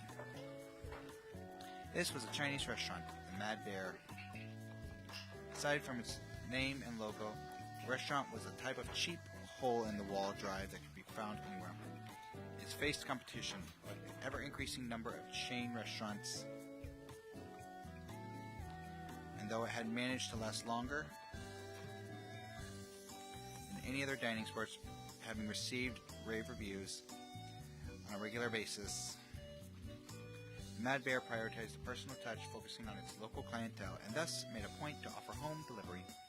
It had earned the affectionate moniker QKS, Quick Killer Stop. Making these deliveries was Soichiro's responsibility for the time being. Places in Misaki within cycling distance fell under his domain. Anything beyond that was handled by a more experienced staff member on the legendary 50cc King Salmon motorbike. But anyway, you'll never guess what a buddy in Yashirogi told me. When delivery workers were not on deliveries, they spent their shift bussing tables or washing dishes. The dinner rush was yet to come, and Soichiro and his fellow delivery boys were shooting the breeze while washing dishes in the back. Yo, Shizuki. I'm listening, Kinomi. I'm listening, Kinomi. I'm listening. The two were elbow deep in a giant sink as they enthusiastically scrubbed. At least that was what they intended to do while they gossiped. He said that not just that Japanese place, Kiniya. He heard Imperial Metropolis and Messier and here in Misaki got orders too. I mean, if you want that much meat, you just gotta go to Shitaichi. Man, who the heck orders raw meat and an entire salmon? Yo! Where do I get some? I tell ya, there's some weird shit going on at the place. For real. Maybe they have a pet alligator or something. I've definitely never heard of an order like that before. What's an alligator? Something you don't want to mess with. It's a frickin' dinosaur. Dude's older than man itself. And it'll eat you alive like a snack. Even I know not to mess with them, and I mess with a lot of stupid shit in my life. I'm just looking at my hand. Lots of decide to tear out my hand every day. And even I know not to mess with alligators. An alligator? Dude, you never really seen one? I've never seen one actually in real life either, but even I know what an alligator is. You know what? I'll send you my tape of the world's most terrifying animals episode on Africa. How about you look at the one in Florida? This was a familiar pattern of conversation between the two, especially now Kinomi was used to Sojiro's lack of general knowledge. Their banter was interrupted by the delivery phone. The manager snapped up the receiver and quickly jotted down the order and address. Once he hung up, everyone in the kitchen did their best to avoid making eye contact with him. Nobody wanted to go rushing out for a delivery on such a cold day. Shizuki, this one's a little far away, but I want you to handle it. The manager singled Sojiro out for the task, seemingly unfazed by his staff's laziness. I mean, can you blame him? If it's winter in Japan, that falls under fuck and that. You're making him take a motorbike in the winter, not a car. There is no heating. I would say hell to the no. You kidding me? Here's the order, and it's an unusual one, so keep it to yourself, okay? Now I want to know what the order is. The manager tore the sheet with the order and address written on it from his memo pad. Sojiro took one look at it before a grimace quietly spread across his face. Boss? Yeah? The manager stared right back at him, as if he could tell what it was he wanted to say. Look, I know what you're thinking, but I've been in this business a long time, and this is far from the strangest thing I've seen. It's no big deal. Now, help me get the stuff from cold storage. Sojiro stared in administration as the manager, dressed in black, marched out of the kitchen in his all-business way. Nowhere was free from the odd occurrence now and then. It's really not. I've made some stupid shit in my time. People can just find ways to order the dumbest thing possible, and you just sit there in the kitchen going, why? You're late. It was after 10 at night. Sojiro had taken a small detour on his way home from work and now faced an outraged Aoko as expected. Seeing her so visibly irritated made him feel a rush of relief. He did not know why she was angry, but he could tell it was a different type of anger than what he had saw earlier this morning. It's because you're late and your life could have been killed. You could have been killed. Really? But it's only a little after 10. Did something happen, Naozaki? He set down the cardboard box he had been carrying in his arms and glanced toward the fireplace. Sleeping Girl was there no more. It's not only a little after 10. You arrived after curfew. You've got no clue why I'm angry, do you? Just come with me to the drawing room. She walked briskly to the other room without pausing, leaving Sojiro standing in confusion, head tilted to the other side. He proceeded to pick his box back up and follow after her eagerly. He removed his coat and hung it on the hanger as he entered the living room. Apparently today was one of those days where Alice kept herself locked away in her room. On the table were the familiar pills. It's partly my fault for not being more clear about this, but you need to come home on time. Your curfew exists for a reason. Aoko handed him the pills and a glass of water with the expectant look on her face. I already took those pills when I went out, and I feel fine. Anyway, I don't think I need any more pills today. Excuse me? You think this has anything to do with how you feel? Let's get real. These pills that you take every day when you come home, they're poison. Slow-acting poison. Mind, and they take half a day to kick in. If you don't take more pills before that happens, the older poison will kill you. This is how much rope Alice is willing to give you. Get it? So drink up. I'm enjoying this just about as much as you are. What the fuck is she feeding him? So, let me get this straight. You're taking a poison that will kill you. And if you don't take another one, the older one will kill you. But you need to take the older one to prevent that from happening. And until I think of a way around this, you're going to have to deal with it. Maybe I misheard you for a second. Did you say that these pills I've been taking this whole time are actually bad for me? Sojiro took the pills from her and gulped it down. The fact that it was poison gave him no pause at all. Yeah, at this point, this tracks. He's just like, alright, guess we're doing this. Down the hatch. For his roommate's tyrannical behavior, he showed no signs of standing up to it. Well, he has no leg to stand on right now. Using poison to cancel poison. You two are really taking the old-fashioned approach, huh? Sojiro's face relaxed into a smile upon finding the funny side of the situation. Aoko was utterly dumbfounded. I'm guessing they are going to give him some kind of antidote after they wipe his memory? There's got to be something, like...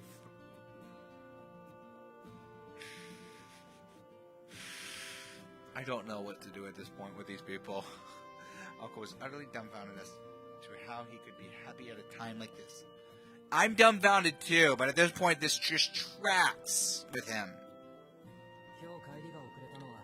I was running late on the way home because I dropped by my old apartment to get all my stuff. Could have tried calling me if it was such a big deal, you know. Your stuff? Wait, is that everything? Sojiro nodded emphatically. She pointed incredulously at the cardboard box in the center. It's stupid. It's stupid to pay rent when I don't even live there, so I thought I should move everything out, but I arranged it so I can go back any time within the next 3 months. Rent? Oh, right! How could I forget? I'm sure Alice will be thrilled to hear about this. A smile blossomed across her face as they say. It was the open, bold-faced look of a child who just came up with a mischievous plan. Sojiro shook with fear at the thought of what that smile might bring his way. You sure don't have that much. That one cardboard box contains all your worldly possessions. This is a lot to me, Alice. Is Alice upstairs? She just went to her room, although she stayed at the dinner table longer than usual. I guess she got tired of waiting. She gave Sojiro a meaningful look while continuing to smile that sinister smile. She got tired of waiting for what?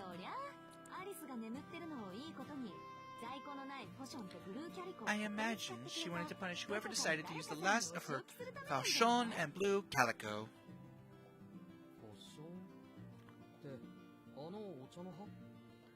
Why do I know that name? I think falchion is the brand of tea I used. It sure is.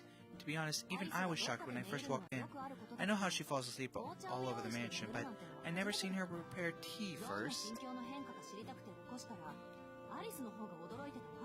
I woke her up to see if she was okay, and she was just as surprised as I was. She couldn't imagine who would do such a thing. Sojiro clapped his hand together as if remembering something important. He had forgotten to clean up the tea before leaving. The regret written from her forehead to chin delighted Aoko immensely. Yes, I see. How mad was she? Pretty mad. Robin was all aflutter about it too. Well, I'm mad at myself too. If that helps, I can't believe I forgot to take them back to the kitchen. Sojiro harshly scolded himself for his failure. No, dummy! She's mad at you because you sat and watched her sleep! Oh, I didn't think she would mind all that much. Well, we do mind when you watch us sleep, just so you know. Aoko's glare was enough to make glass shatter. It was indescribable intensity in a way she said that. You mean it's a personal pet peeve for you and Alice? No, it's common sense. If you go around assuming that other people feel the same way as you, you're asking for trouble. Huh, but isn't it kind of her fault for falling asleep in the foyer in the first place? It would be strange if I saw her like that and didn't want to look out for her. Look, I appreciate that this is what you thought, but you just have to understand that that's how the lady of the house is. While you live here, responsibility for any and all mistakes or bad judgment on your part will be laid at your feet and your feet alone. Do you get what I'm trying to say here? Aoko's question sent Sojiro into a trance of deep thought until finally he uttered, so, in other words, I'm in Alice's kingdom now. Yes, congratulations. Although technically this kingdom belongs to both me and her, which means what we say goes. She smiled as she spoke and plopped herself down on the sofa. Sojiro remained standing behind the sofa opposite her as he ran over their conversation again and again in his head. The notion of this being their kingdom made him realize he actually had no idea where the girls had come from on their family's background. Where are your parents, Aozaki? He inadvertently blurted out, this being the question foremost on his mind. They're alive and well. They own a place in Tokawa. Four steps from Misaki. I learned everything I know from my grandfather, who's retired now and lives with them. Huh, sounds like a pretty normal family. Sojiro had imagined something more outrageous for a family of magicians. Sure, as far as my parents go, my father sucked as a mage. My grandfather says it skipped a generation, so I get double the power. But I'm not so sure about that. I think Alice has more the type of family you're imagining. She's from England, you know. Aoko offered nothing more as if to suggest that was as far as she was willing to reveal for now. Sojiro had insisted on talking to Alice directly rather than hearing things secondhand, so chose not to go back on his word by pushing the topic further. Ask her if you want to know more. Now you know she loves English blends of tea so much. Speaking of which, why did you use tea leaves today of all days? You should have stuck it to the tea bags. But you said that leaves taste better, and also that Alice is picky about her tea. Aoko was momentarily at a loss for words. He seemed so oblivious most of the time, but apparently he was attentive to some details, at least selectively. Just forget it. Anyway, think you can make it home by yourself tomorrow?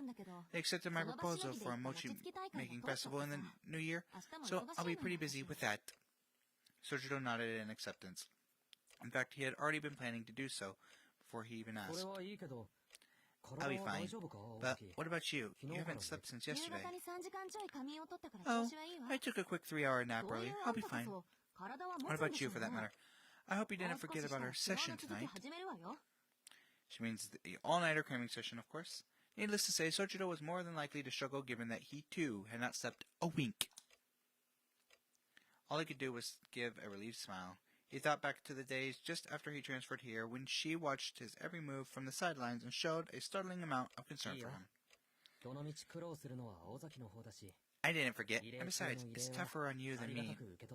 Aozaki, I'm glad to be your exception among exceptions. His cheery response grated on her just a little. Wow, you manage to forget everything except the most irritating little details, don't you? She heaved her shoulder in exasperation and dropped her head as an excuse to look away from the beaming smile on his face.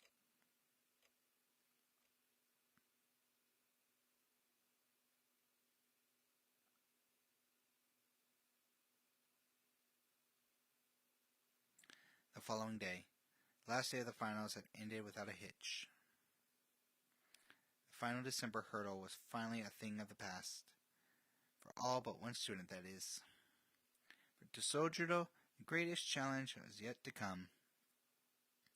He bid farewell to his classmates, all jittery with excitement for the last day of term, and headed to the Shiroi Nuzuka woods. The road home was no different than yesterday, like he was reliving yet another day striding up that hill. Them calves and thighs have to be toned by now. Climbing up that hill every day. Yet today there was a fierce determination in his steps. Today was his last chance, and he wanted nothing more than to talk to the girl. He did not care if she was cruel to him or ignored him, nor whether Aoko was being truthful when she said that she could trap him in a mirror land or something like that. All he really cared about was having the chance to speak to her face to face. But nothing is ever that simple. To tell the truth, what he found was finally entering the mansion was not wholly unexpected.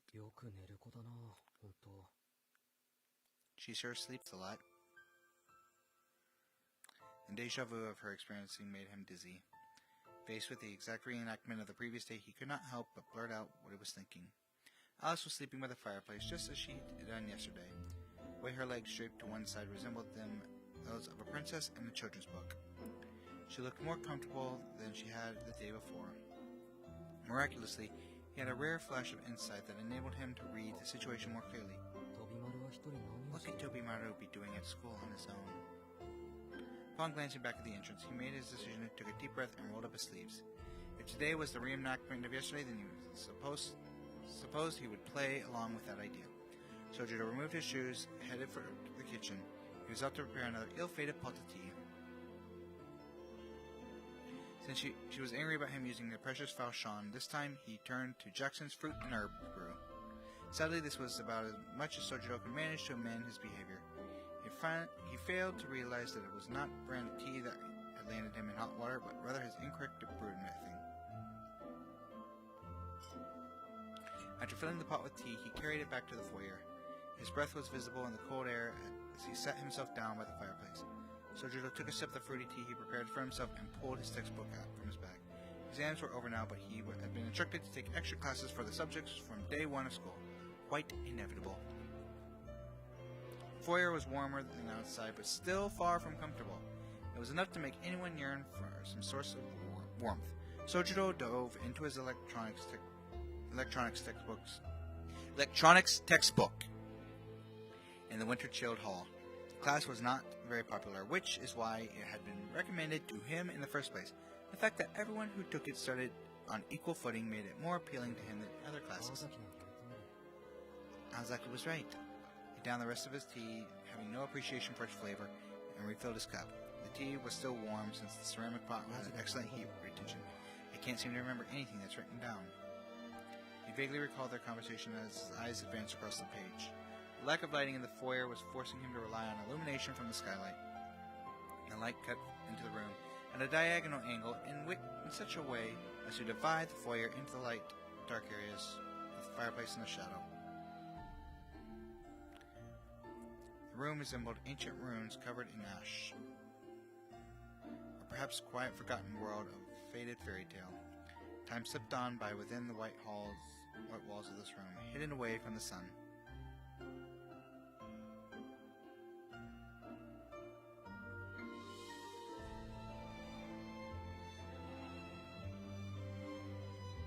The minute passed slowly for some time until the sound of a textbook slamming shut brought the room back to reality. Sojiro stretched his stiff back eagerly and got started on cleaning up. He put his textbook back in his bag and placed his cup on the tray, leaving Alice's sitting in front of her on the floor. Well, time to go to work, and he said unceremoniously. He spoke as if to convince himself that he had no other choice as he prepared to leave the sleepy foyer behind. But before he could, a sound behind him stopped him in his tracks. He turned around with his bag under his arm and tray in his hands. As not to cause even a ripple in her teacup, he greeted her. Yeah. 8. In a light, easygoing manner.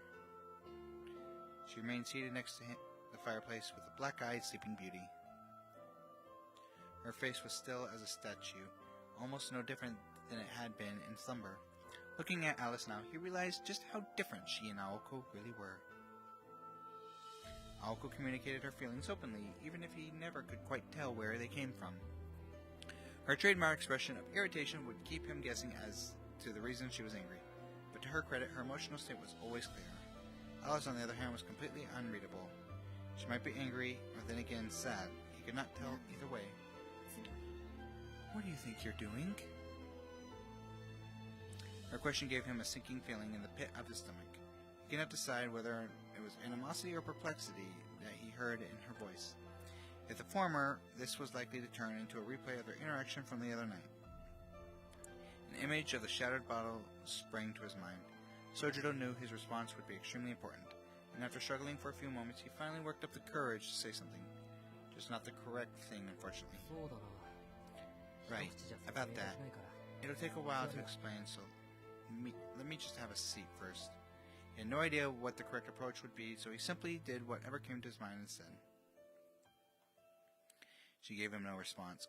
Her face said that she detested his presence, but he plowed ahead regardless. Sojiro took a seat and set down the tray once more. Their eyes met. Her inscrutable gaze was enough to turn most people away. But the target of her animosity appeared not to notice it at all. Yes. Well, I guess you should have done this a long time ago, but I've been wanting to talk to you about something, Alice. Despite having suggested that it would take a long time to explain, he managed to sum things up. I give up? I'm not trying the word. Succinctly. God, I hate the English language. Me? Not Aoko. Well, I have lots to talk to Aozaki about. In fact, I think all three of us should sit down at some point. Alice found herself out of kilter, unable to read his true intentions. Sojiro continued on, failing to notice her bewilderment. Aozaki said you two rarely speak to each other. I'd feel bad if that's because of me, but I'd feel even worse if it isn't. It's sad that we live together but never talk. Each word he spoke was heavy with emotion. Alice remained utterly unable to discern this boy's intentions. All she could parse was that there was something he wanted from her. But what could that be? What she found even stranger was that he was not speaking to her from a place of fear. Aren't you afraid of me? No, I don't know enough about you to be scared of you, to tell the truth. Her gleaming eyes looked like they were made of polished quartz. His response had not been what she expected. He spoke with pure honesty and unfettered truth. Such boldness, however, did not actually upset her. Their conversation grounded to a halt. If you could even call it a conversation in the first place. Alice grew tense, as if displeased by the strangely comfortable moment of the silence between them. Sojiro endured her cold stare, showing no sign of flinching. Talk. You said you wanted to talk to me. So, be my guest, whatever topic you like. It was more a challenge than an invitation. He had neither a topic on hand, nor were they intimate enough to strike out casual conversation. Nonetheless, her challenge hanged in the air, waiting for a response. Well, what about that bird? The blue one over there. I see it around now and then. Is it your pet? Or is it one of those, what are they called? Ploys? A magical familiar? Her eyes lit up for a moment, a very natural response. It was annoyance such that which one might feel toward a troublemaker. Yes, it's a ploy, but the stupid bird isn't mine. It's lived here longer than I have, and I'm afraid I don't know much about it. You mean, it just decided to live here on its own free will? Of course not. I would never allow such a thing. Robin's useless, but I inherited it from my mother. As such, I permitted it to continue living here, despite its constant failures and shortcomings. I see, that's a relief. Here I was thinking I'm the only useless one in the house. She turned away in silence to avoid looking at this grin. Thus began Sojiro's very lengthy monologue. It started with his part-time job, then moved to the school, next came the amusement park, and random gossip around town, and last the subject of rent. He spent all 20 minutes on mindless small talk. Then he ran out of things to say, finally stopped. Sorry, I'm on the clock soon, so I should get going. And with that, after finally getting his long-awaited chance to talk to her, he realized he had no exit plan in place.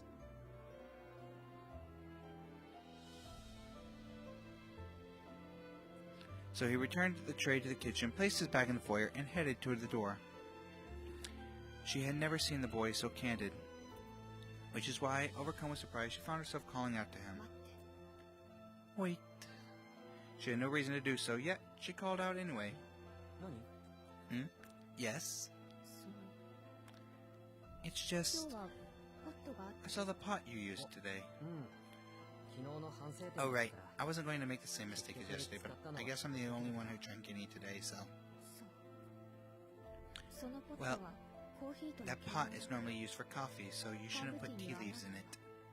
Sojiro's eyes grew wide with shock. Now he remembered that there had been all sorts of cups and teapots in the cupboard, each one specifically designed for a different type of tea.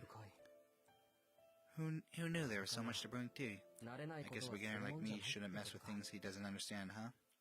She let out a vexed sigh. Why didn't you wake me? Either she had not heard what he said, or she had been waiting this whole time for a chance to ask him that. In any case, her question abruptly interrupted his stream of thought. He fell silent with introspection. The thought of waking her had not so much as crossed his mind either that day or the previous one. Tell me, you didn't wake me. Did you expect me to just keep sleeping? Her eyes were filled with animosity. Lies were useless against such an all-piercing gaze. The setting sun transformed into foyer to battle of life and death. Lies or deceptive answers would not be permitted. Amidst the palpable tension that filled the room, where any move, wrong or otherwise, was likely to get him killed, he felt pain rather than fear. Alice's voice was icy cold, preemptively rejecting any response she was given. The boy vaguely imagined a newborn chick that had fallen from the nest, struggling to survive on its own. It gasped, hanging onto a thread of hope, yet detesting where that thread hung. Do you really want to know? Alice nodded sharply. Fine.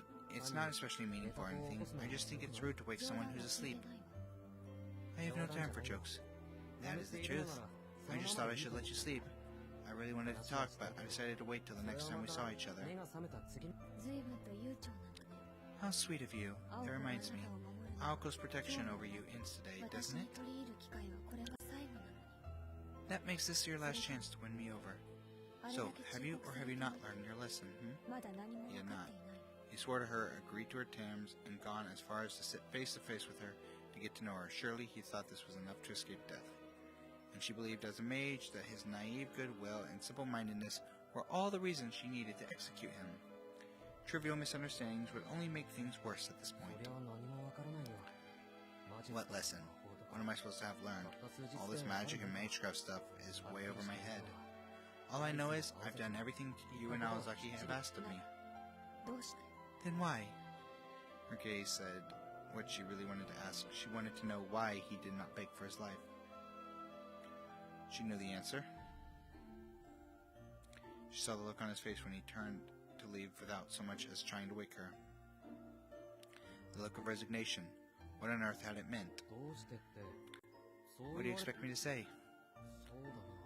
I thought if the opportunity didn't present itself, then so be it. When I saw you sleeping again, I didn't know what to do. You're not exactly the easiest people to approach. You and Aozaki, though Aozaki is a little different. Sojiro struggled to find the right words, but said what he was feeling in the moment. Anyway, he'd seen the sleeping witch of the wood, who clearly needed someone's help, yet sought the help of no one. But you were here trying to push me anyway, even though the opportunity never presented itself.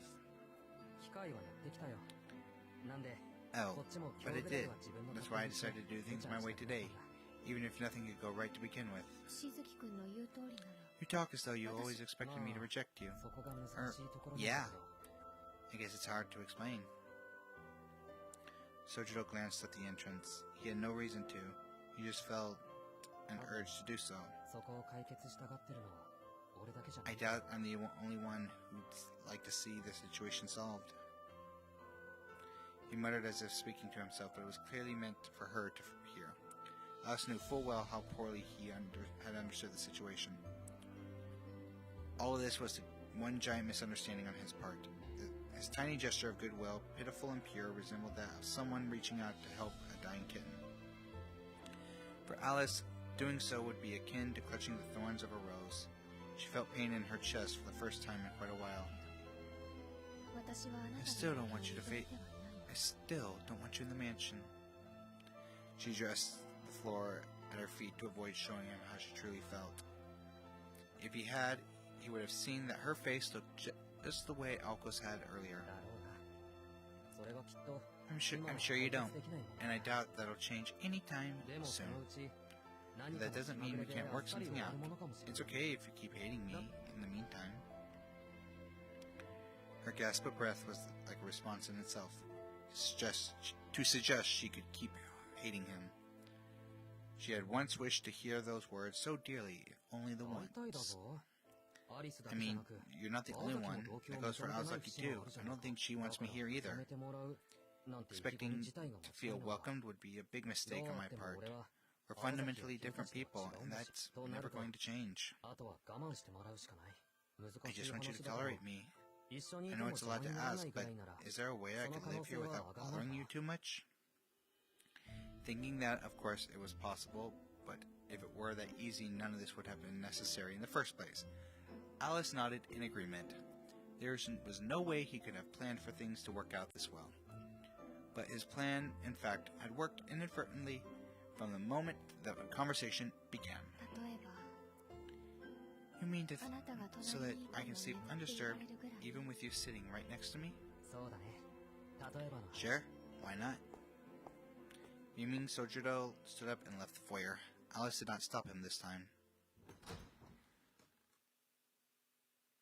He knew he had a newfound spring in his step as he headed to work, but something gave him a moment's pause. It's not nice to spy on people, he complained aloud to make sure a certain someone heard him. Aoko! No more than 2 minutes had passed since Sojiro left the mansion when a long-haired figure came creeping into the foyer. Aoko Aozaki had just been outside the entire time, eavesdropping. When did you get home? A sullen glare, Alice addressed the interloper. Aoko was shivering from head to toe after standing in the cold for so long. She deemed gloves an abomination and refused to wear them except in the most extreme cold. As a result, her slender fingers were pitifully swollen and red. Don't know. A while ago. Anyway, how did it go? You two were talking for so long. She looked strangely elated as she blew on her hands to warm them. Alice was not fooled at all by Aoko's facade, clear from the ill-tempered look she wore on her face. I never expected you to be so overprotective. But did you do it out of stubbornness or obligation? Oh, please. Oh, please. I was just going with the flow. But seriously, how did it go? You told me you resort to force if he made you mad.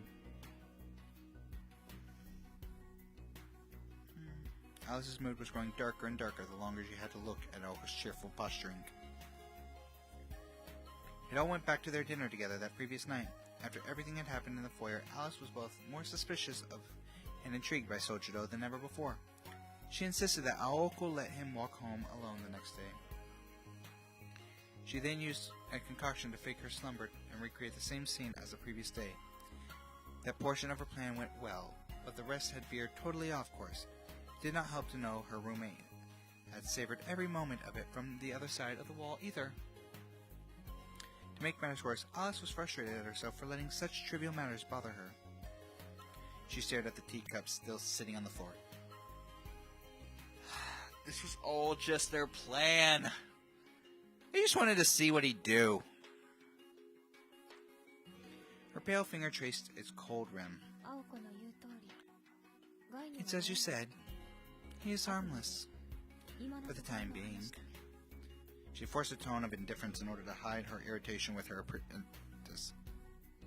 It was in this moment that Sojiro's fate was decided. Is that it? You were talking for what seemed like forever. Relentless, Aoko continued her line of questioning.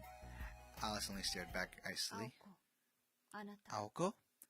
I know, you were eavesdropping. She voiced her displeasure at Aoko's behavior in no uncertain terms.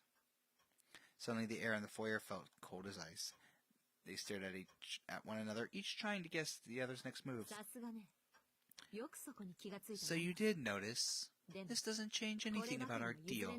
I hope that's clear. Aoko widened her stance and glared at Alice. I'm a reasonable person, Aoko. It's fine with me to take 30%. Completely unperturbed by Aoko's warlike posturing, a simple look was all Alice needed to keep her roommate in check.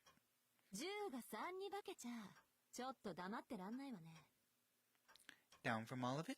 Huh. Not a chance. What the hell are you talking about? 30% of what? Fly too high and you may lose those wings, Aoko.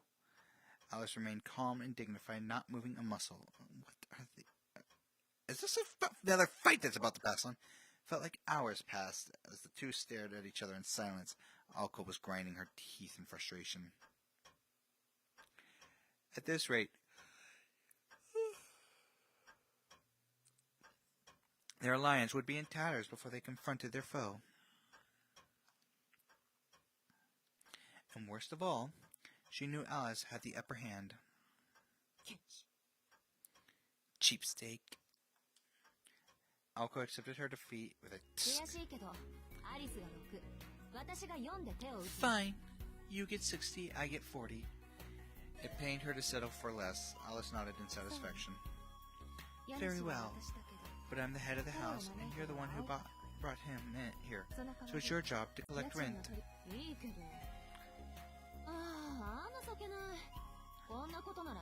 Fine.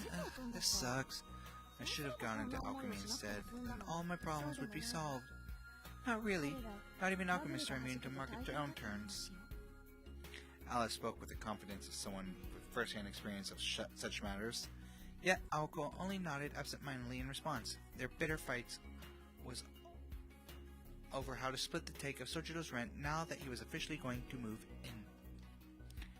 Not the most becoming quarrel of a pair of mages. She's like, oh, you used to pay rent. Why don't we make you pay rent for us for living in our very luxurious mansion? For feeding you food. If you can live here, we'll make you pay. What the fuck is this bullshit? What? Forcing a boy to live with them and then demanding he pay rent was beyond extortion. It was truly vicious. These girls are foul!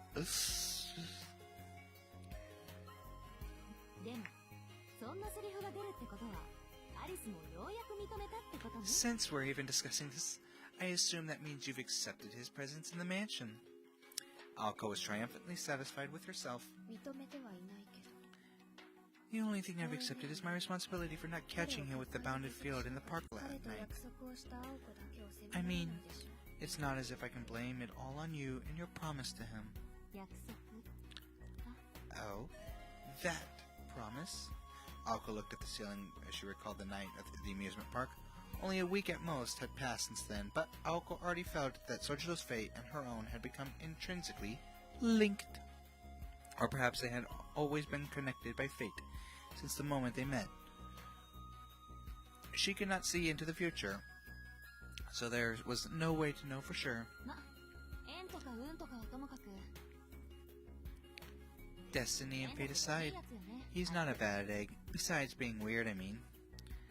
A thought uttered to herself in self-confirmation more than to Alice. Alice could only look on in annoyance, perhaps in an attempt to voice her displeasure at her comment. Do you know about his injury, Aoko? Injury? What injury? Alice raised her slender fingers to her mouth as to push the words back in. She had blurted it out in the heat of the moment. A secret no one else was supposed to know, that which one couldn't keep to herself. Aoko tilted her head in confusion. I see. Aoko looked relieved for some reason. Her sudden antipathy towards Aoko had dissipated as well. Ignorance is bliss, I suppose, said Alice as she took a sip of her cold tea. She made no attempt to explain who was fortunate or why. A moment later, her beautiful face contorted in revulsion. Yuck. She abandoned the cup on the floor once more. Her black dress unceremoniously scrunched up as she stood. Just one sip of underbrewed tea sent her fleeing to the drawing room to remove the bad taste from her mouth. She really judged it. As soon as she was gone, Aoko hesitantly took the teacup in her own hands. It was almost certainly better left untasted, but she could not help but wonder how Sojiro's tea could arouse such a strong response. After one small sip, she returned it quietly to the floor. Yeah, he He should have used tea bags like I told him to, dummy. The expression on her face was nearly identical to that of her roommates.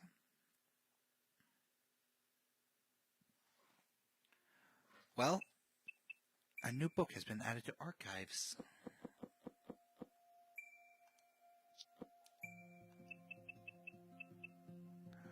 Martha!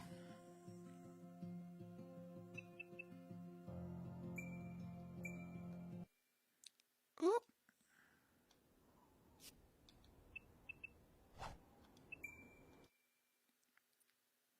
Wrong button.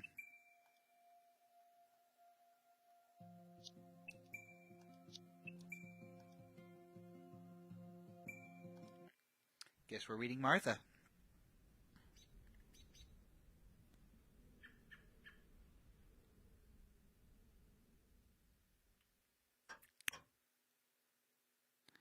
Walking around the mansion at night often led to mysterious encounters.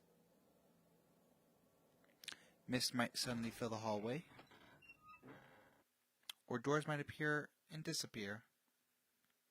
Just when Sojiro thought he had seen it all with pig-shaped shadows mending the carpet, he heard the sound of a bird flapping coming from the sunroom. What's going on over there? As much as he had become accustomed to turning a blind eye to such occurrences, the sound of flapping wings in the sunroom was too much to ignore. And not just one bird, or even two, it sounded like dozens. So many birds packed in the sunroom would inevitably lead to shattered windows and broken glass. Sojiro grabbed a broom and dashed towards the sound, prepared for the worst. Perhaps he was moved by his natural impulse to help, or desperate self-defense. His mind flashed to what a teacher had said at school. You should all make sure to keep your rooms orderly and clean. Work ethic and self-discipline will help a positive impact on your surroundings. Think about it. Even in a nice neighborhood where there isn't much crime, it only takes one ill-kept house to send the whole block into a spiral of depravity. Of course, we all know a messy room won't turn you into a criminal, but I'd better not catch any of you breaking windows in the hallway or going for a joyride on stolen motorcycles. Think of all the pain you'd be causing your poor teacher. At the time, school gangs were garnered a certain reputation among the youths. Broken windows lead to broken hearts. Sojiro appreciated the basic message of the lecture as he ruminated over it. The thought of broken windows had given him a sense of urgency, as if the mansion's very moral foundations were at stake. His roommates were harsh enough to keep him already. Anything further would only lead to rampant rumors at school about their cruelty. He had to protect the honor of the student council president.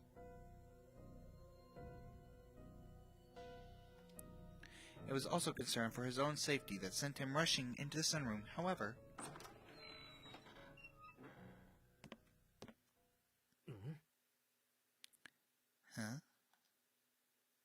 there wasn't a bird to be seen or chirp to be heard upon his arrival. Oh, hey. Only Alice and Aoko, sipping afternoon tea at the table that overlooked the courtyard, were present. The dozens of birds Sojiro had sensed with his mountain intuition were nowhere to be seen. Did anyone see a flock of birds? Alice? Who knows? If you can't see them, there must not be any birds. You heard her. No birds. It was a lie so blatant even Sojiro could see through it. This can't be true. He knew for a fact he had heard flapping of a flock of birds. Unable to accept that there really were no wild animals in the room, Sojiro approached the window with suspicion. There were no feathers or any signs of birds having been outside either. Oh right, dinner. Chicken stew, was it? Of course Aoko would say something like that as she watched Sojiro search desperately. Sorry, I'm working on the fish place tonight, but I've got you covered if you want sardines. Sardines? Sardines? Huh, I don't like sardine pie. Not that I've ever had it. Ako's stand-up routine was far ahead of its time. Sojiro backed away from the window and begrudgingly left the sunroom. Feeling Alice's all too familiar, inscrutable gaze upon his back. What's up, Alice? Just as he opened his mouth to ask her what she wanted. Ow! The blue comet crashed into his head. Robin's just like, shut up! Don't you dare talk to my owner like that! He needed no explanation. It could only be Robin, the mysterious bird that appeared frequently in the mansion. And it was not going to let you talk to Alice. And it's over here just flapping away. Flap, flap, flap, flap, flap, flap. And Alice just looks so done with it. Chip, chip, chip, chip, chip. It shrilled accusingly. The truth was, the tiny aggressor that assaulted him just now was the greatest of the mansion's 7 wonders.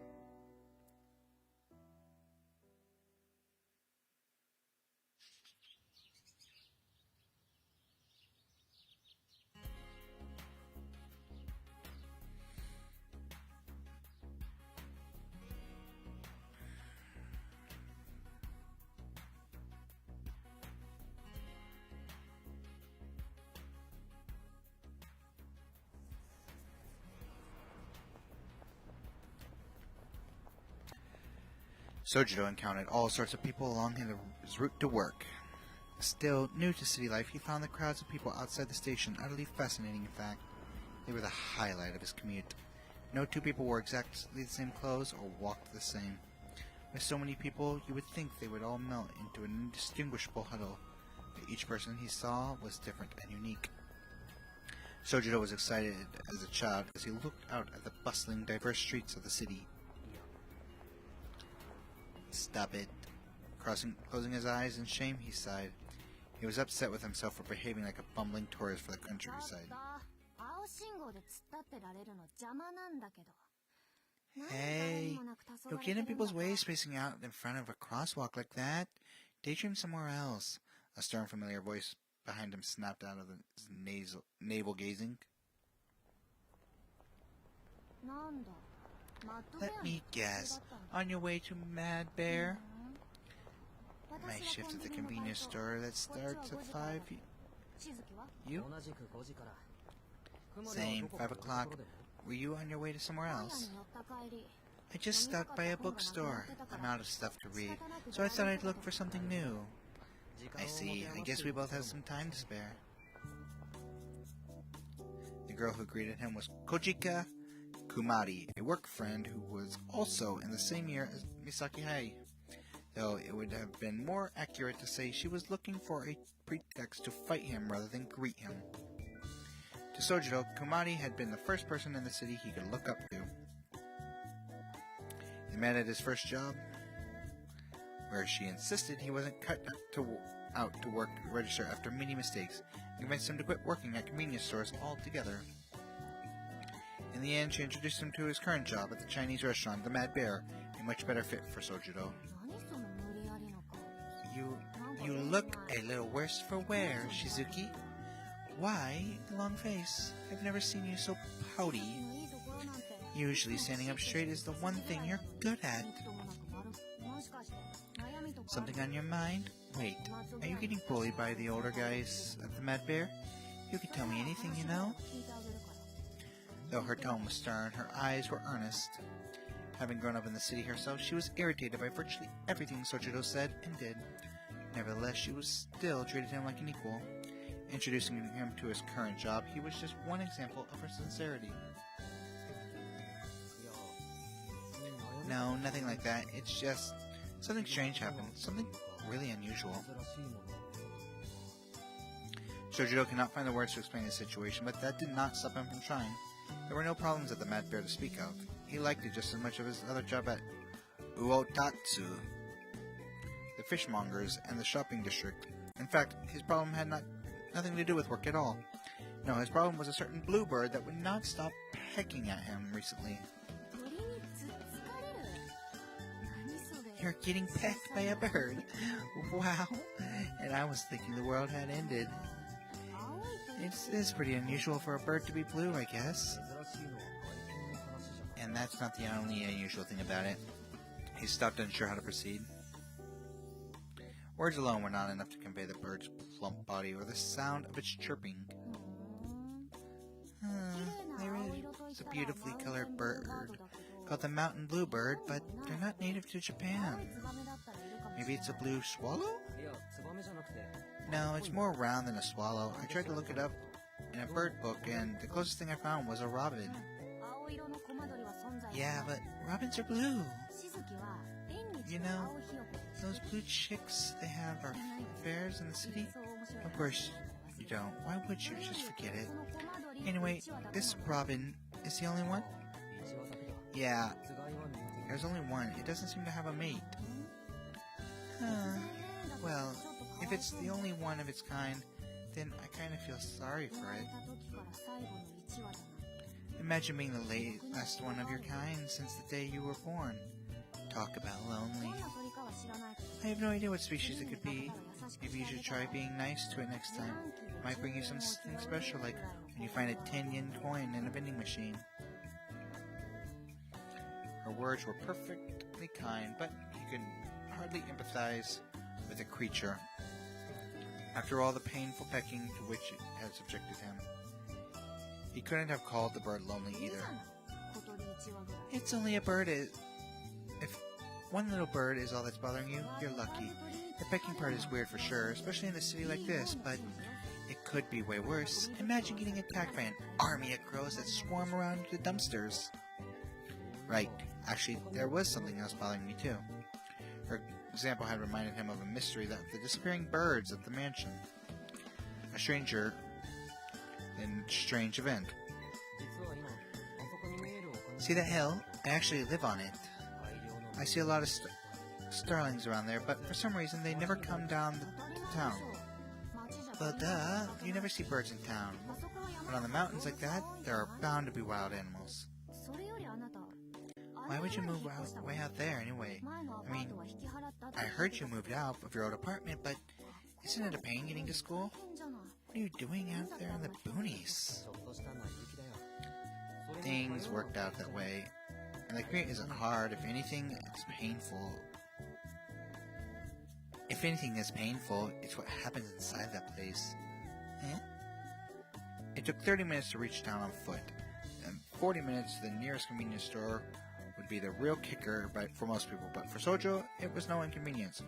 The real problem was the dark forces behind human understanding that lurked within the grounds. Sorry, I didn't mean to bring all my complaints to you. I'm curious about how you said there aren't any birds in town, though. Why is that? Simple. They failed to adapt to the environment. I didn't know you were so interested in birds. Are you an animal lover or something? I guess I do like animals more than I dislike them.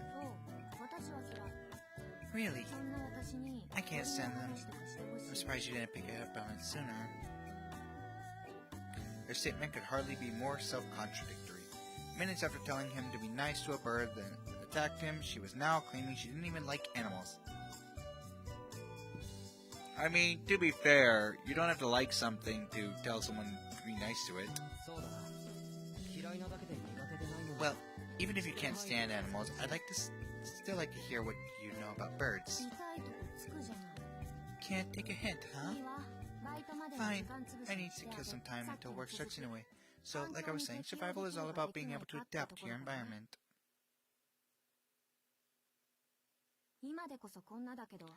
Misaki's pretty big now, but it wasn't always like this. Half of it used to be woodland, which is closer to the type of environment the poor things were used to living in. The way Kumari addressed them was of note. Whether she liked them or not, she seemed to at least have some respect for them. Nature ended up with a short straw. As the city modernized, humans always changed their surroundings to suit their needs after all. Diverting streams to get rid of mosquitoes, covering everything in town with concrete, made the area unlivable for birds. Without enough bugs or trees, they had no choice but to flee. Chased out of their home, They moved from the forest to the mountains. A convenient urban center for humans is the kind of place that can support a colony of birds. And that's all it took to get rid of the birds in the city? Just like that, we never see them again? It's not that extreme. I mean, come on, you just said you see starlings. It's all relative. There are many humans in town. The number of birds seems small in comparison. It feels special just to spot one here and there. It's true. So they all just left town and moved to the mountains. Humans might not be able to see them in the day-to-day life, but they are alive and well nonetheless. Their habitat and lifestyle changed with the times, but they never truly disappeared. Sojito's sense of relief was sharply disturbed by a serious look from Kumari. But the birds aren't safe in the mountains. There's still overfishing by humans, the conflict between the birds and their new ecosystem. With everything going on, I doubt they'll last very long. Even a century might be optimistic. Just look at what happened to passenger pigeons.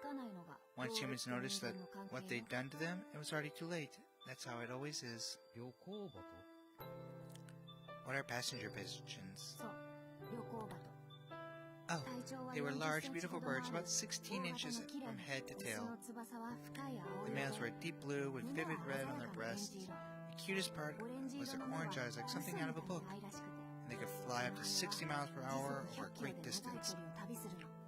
Her voice had a certain tenderness to it. She was daydreaming about birds she had never even seen in the flesh. They were a type of pigeon native to North America, so they used to fly north in the spring, and then back south in the winter until it got warm again. But that was over a century ago. They used to be the most common higher animal on Earth. There were 5 billion of them in total. That's more passenger pigeons than humans. Pretty amazing, right? Wow, I never thought about an animal being more common than humans. Yeah, I know, but now they're all extinct thanks to those same humans.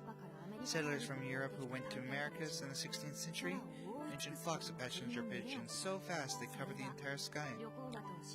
Those are the oldest written references to them that we have. Books are the only way to know anything about them these days. It's hard to imagine so many birds that they block out the sun, cover whole forests, rain down droppings like snow. It sounds like something out of a dream, doesn't it? But for people back then, it was more like a nightmare. Sure, each individual bird was beautiful, but together they amounted to a violent force of nature. They were downright demonic with the power to destroy forests and threaten everyone. Their nesting grounds were up to 6 miles wide, and just one colony could have 50,000 birds in it. So you can imagine how loud it got. A flock of birds so big it could instantly transform the landscape and cover the whole land with its cries. I could see why settlers were scared at first. 50,000 birds all in one spot? Sojiro trailed off as he attempted to count the number with his digits. He could barely count the number of people in the crowd outside the station. This would be far beyond his capacity. But if there were so many of them, how could humans wipe them out? Good question. No one back then thought it was possible either. But it's simple when you realize that passenger pigeons were both a threat and a cheap commodity. Although flying was what made the meat of migratory birds so delicious to humans. And all you had to do was point your gun in the air, bang! And there was dinner. What would you do in their shoes? This might sound heartless, but the passenger pigeons were a species that could easily be converted into cold, hard cash. Naturally, the hunting went on and on. People would pluck their feathers, stick them in a barrel with salt, ship them out. It wasn't hunting after a point, just consuming a resource. It didn't feel like work or labor to the people doing it. In those days, you could get a whole passenger pigeon for 1 cent. That's roughly equal to 1 yen. Can you believe it? The smallest denomination of currency in society was enough to purchase an entire life. Kumari spoke as if reciting it from a textbook. Her voice nevertheless had a certain darkness to it. It was a pity for the slain birds and disgust for her fellow man. Either way, the passenger pigeon's fate was a cruel joke carried out by humanity. Typical, some might say. Poor Sojiro had yet to comprehend just how typical that side of humanity was. And that was only the beginning. The real damage began in the 19th century. Passenger pigeons hunting became more popular than ever before. Remember learning about the gold rush in the American Civil War? America was expanding really fast back then.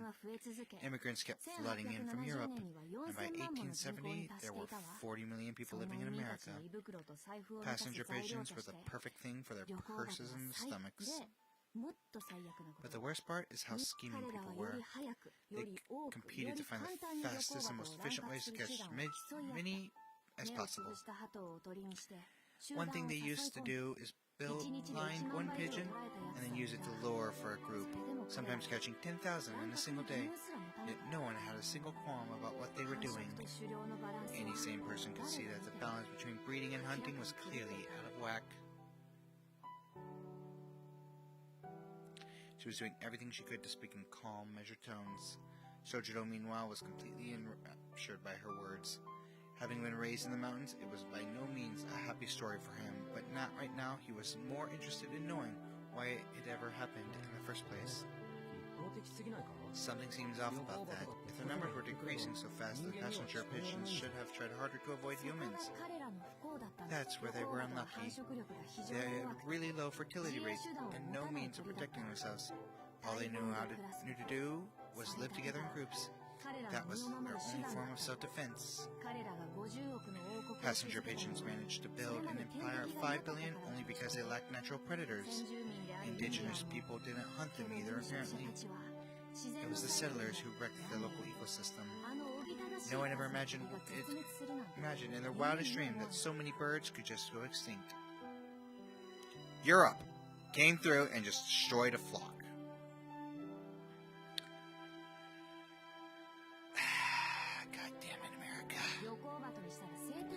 Passenger pigeons couldn't have been prepared for a predator showing up centuries later out of the blue across the ocean. Finally, in 1896, humans began to realize what their crazy enthusiasm had brought about. 250,000 passenger pigeons. That's how many were estimated to still be left. But it was too late. The government tried passing laws to protect them, but human habits are hard to break. Or maybe hunters just thought that with 250,000 passenger pigeons still left, taking 1 or 2,000 wouldn't be a big deal in the greater scheme of things. Hunters started using the latest technology breakthrough to telegraph to keep track of where the passenger pigeons were. Soon they had shut down 200,000 and injured 40,000 more. That left only 5,000 passenger pigeons left in the world, and at that point, they could no longer survive in the wild. Sojiro's face sunk into a scowl. No longer able to survive in the wild, he knew all too well what that phrase meant. No wild animal can last long on its own. No animal can survive without a sufficiently large population of their fellows' kind and sufficient feeding grounds to support the group. Strength in their massive numbers was all the passenger pigeons had, and so once they were gone, they were as good as extinct. What happened to them in the end, though?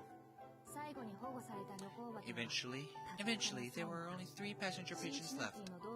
2 males and 1 female were kept in captivity at the Cincinnati Zoo, but within the year, both the males had died.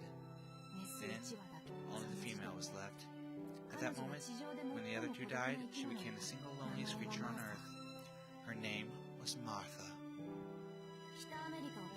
The last of her species that had once soared over North America, she would never fly free again, trapped forever in her cage. At the age of 29, she finally passed. It happened at 1 p.m. on September 1st, 1914. The only case in all the Earth history where we know the exact moment a species went extinct.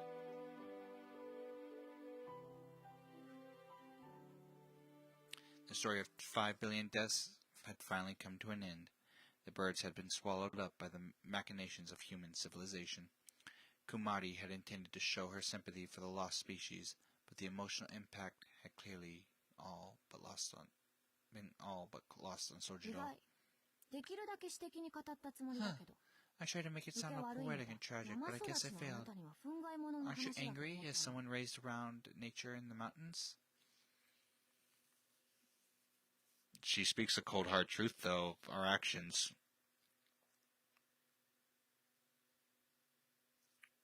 We went through and we destroyed a creature. And we continue to do so. And yet we don't take the time to learn from the mistakes. Instead, we focus on a simple green dollar bill.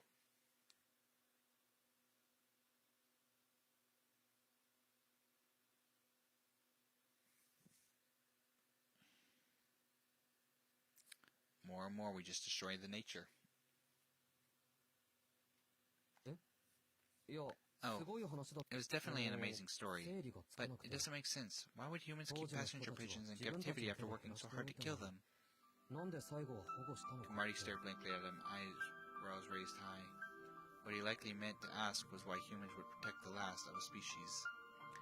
They themselves had hunted into extinction. Kumari could hardly be blamed for her bewilderment. Having been raised in the city, she failed to recognize the danger inherent in his cluelessness. He felt neither anger towards humans, nor their base of selfishness, nor sympathy for the birds, who remained in their natural habitat even at the cost of their lives. His upbringing had not provided him with the necessary sense of self-righteousness to produce feelings in either direction. You don't get it, do you?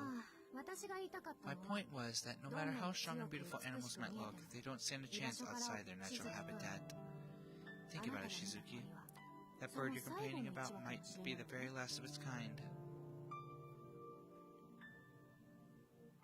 And with that, their idle conversation came to an end. It was nearly time for their shifts to begin, and Sojiro was the first to head off. What was I even thinking? It's not like me to rant like that. Kumari remained in a park after Sojiro left. Martha, the last of her species. She had not been referring to the bluebird when she mentioned Martha, but... No, stop it. Thinking something is special just because it's rare is dumb. She rubbed the back of her head, apparently angry at herself for getting involved in something that was none of her business. She and Sojiro were not even in the same class at school. He was a total stranger as far as she was concerned. The more something bothered her, the more she felt compelled to investigate it. It was a personal quirk of hers, and the only reason she had gotten so worked up about the passenger pigeons? Kumari's well-groomed brow furrowed. She had only spoken to Sojiro to make sure he was doing okay at the Mad Bear. Or maybe it was that she had been strangely drawn to him. The more they spoke, the more she felt drawn to him. At first glance, he looks like the last guy you would rely on. At first glance, he looks like the last guy you would rely on, but when you get to talking to him, you realize he's really got it together. Amidst her muttered complaints, she recalled their conversation upon parting. So, got used to everything yet? To which he had given a weak shake of his head. Not at all. There are so many things to keep track of. He was trying his best to keep up with the overwhelming amount of new information every day.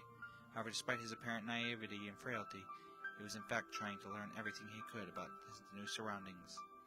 But at the same time, there was no reason needed to be so overwhelming in the first place. It was only due to his own naively subordinate frame of his mind that he felt compelled to memorize each and every detail. I wonder. I don't think it's exactly being subordinate. Being subordinate. The fact is, I'm still figuring out what's right and wrong, he awkwardly claimed. Right, but maybe, just maybe. Kumari stopped herself mid-train of thought, deciding to instead wave goodbye and take her leave. She sighed aloud every time she replayed the scene in her head. Work at the convenience store stared in 5 minutes. She gave herself a light slap in the face in an effort to forget their conversation. She reminded herself that he had neither the energy to worry about other people's problems nor the obligation to do so. She had her own concerns saving up enough money for college, for example. Fighting against her parents' opposition every night was draining enough. There was no room for burdening herself with other students' issues. Right, but maybe, just maybe. It was not like her to get so tongue-tied, she thought to herself under a strained smile. I should have made my point more clearly. I should have flat out asked him if he cares at all about human morality. He really did annoy her. Now in a thoroughly bad mood, she left the park in a huff.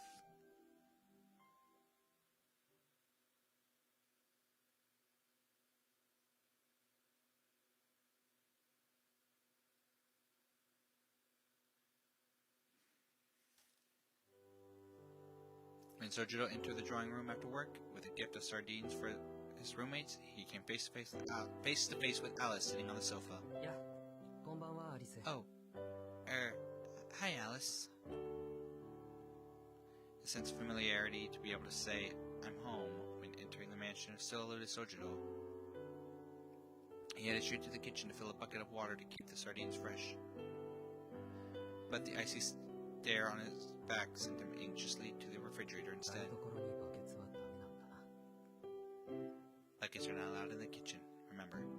Calmly accepting the change in plans, he shoved the sardines into the fridge and peeked back in the drawing room. Alice, have you seen Aozaki?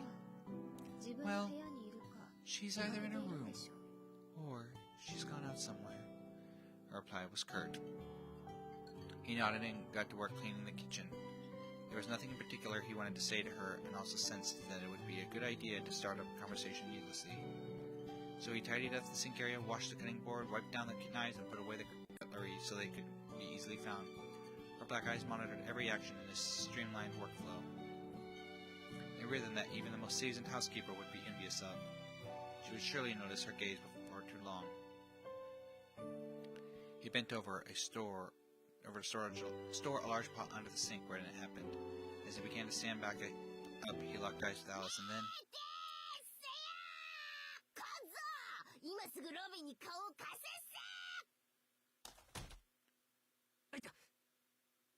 Out! Before he could make another move, he felt something slam into the back of his head in bright shock of blue.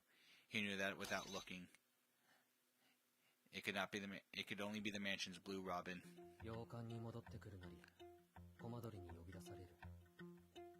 Why does that thing have to start messing with me as soon as I get home?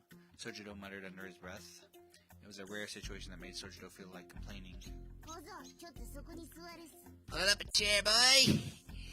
The robin chirped with a shrill tone. You see, the little creature that loved to attack Sojiro so was the greatest of the mansion's many wonders, and with a good reason. It's a talking bird! Are you having a bird bath, mate? You think you're better than me, eh? And what a bloody hell is a chicken stew supposed to mean anyway? You got some fink against a Richard III? Like so. Sojiro had an inkling of what the bird was getting at. For someone raised in the mountains, this was an utter nightmare. Animals were not supposed to be able to talk. Then again, having lived in the mountains for over a decade, he did sometimes feel like he could understand what birds were trying to say. He knew it was just his imagination, but sometimes he thought that he even saw him as a friend. The bird's British. That was not the case for this bird. Sojiro had a realist attitude towards the wild animals as a result of being so familiar with them, in contrast to the ever-mysterious humans who lived in the city. It really is talking to me. As much as he wanted to deny the reality he was facing, he could not help but recall Kamari's story. She had said to try to be nice to the bird, and the next time he saw it. According to her, any rare one-on-one creature must accordingly feel very lonely. I said sit your pipe and drum down. You hearing me all right, mate? Hang on, there's a chair in here. All right, just stand. I stood up with you enough for us both. Get it? Pretty clever if I say so myself. The bird perched itself on the telephone receiver, seemingly worn out from all the flapping. Sojiro was dumbfounded.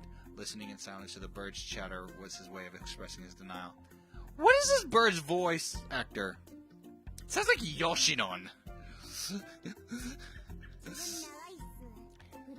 I'm pretty old, you know, on account of me long career as a ploy. Robin, Witch, Holy Knight, voice actor. What is? It sounds like Yoshinon. Misato Fukuen.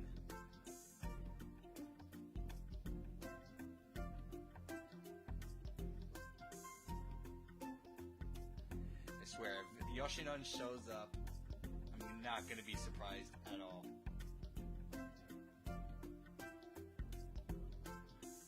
I know this voice from somewhere, and I just don't know where from. There's a bunch of fate, that's for sure, but no surprise. It's just another type moon. Fate, more fate. Chibi-Usa.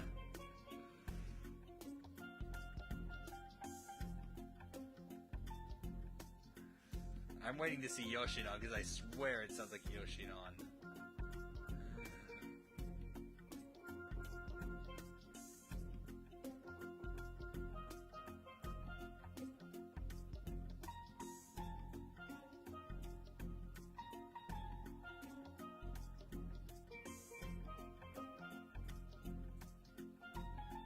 Alicia Hughes. Okay, it's not Yoshinon, I'm way past.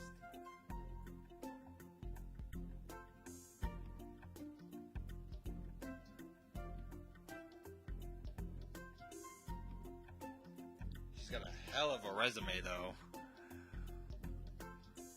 Okay, I have no clue.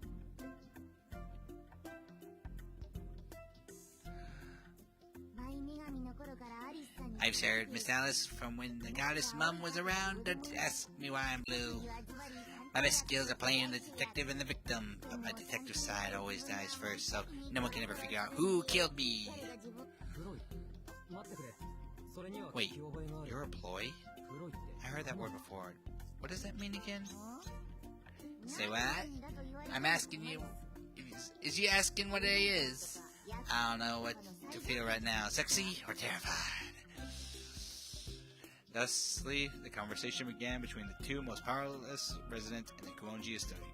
Humankind and birdkind able to understand one another after all. Sojiro was tired of letting the blue bird get to him, fully aware that ignoring it took more energy than it was worth. Filled with a sense of resignation by the time he finally did make an attempt to interject, both parties' guards were firmly down. Sojiro was focused on how rare the bird was, while Robin was focused on his showdown with his rival that was to be eliminated at all costs. Don't forget your knickers in the twist. Don't get your knickers in the twist. Let's talk about something more important, like my beloved Miss Alice, the angel mom herself.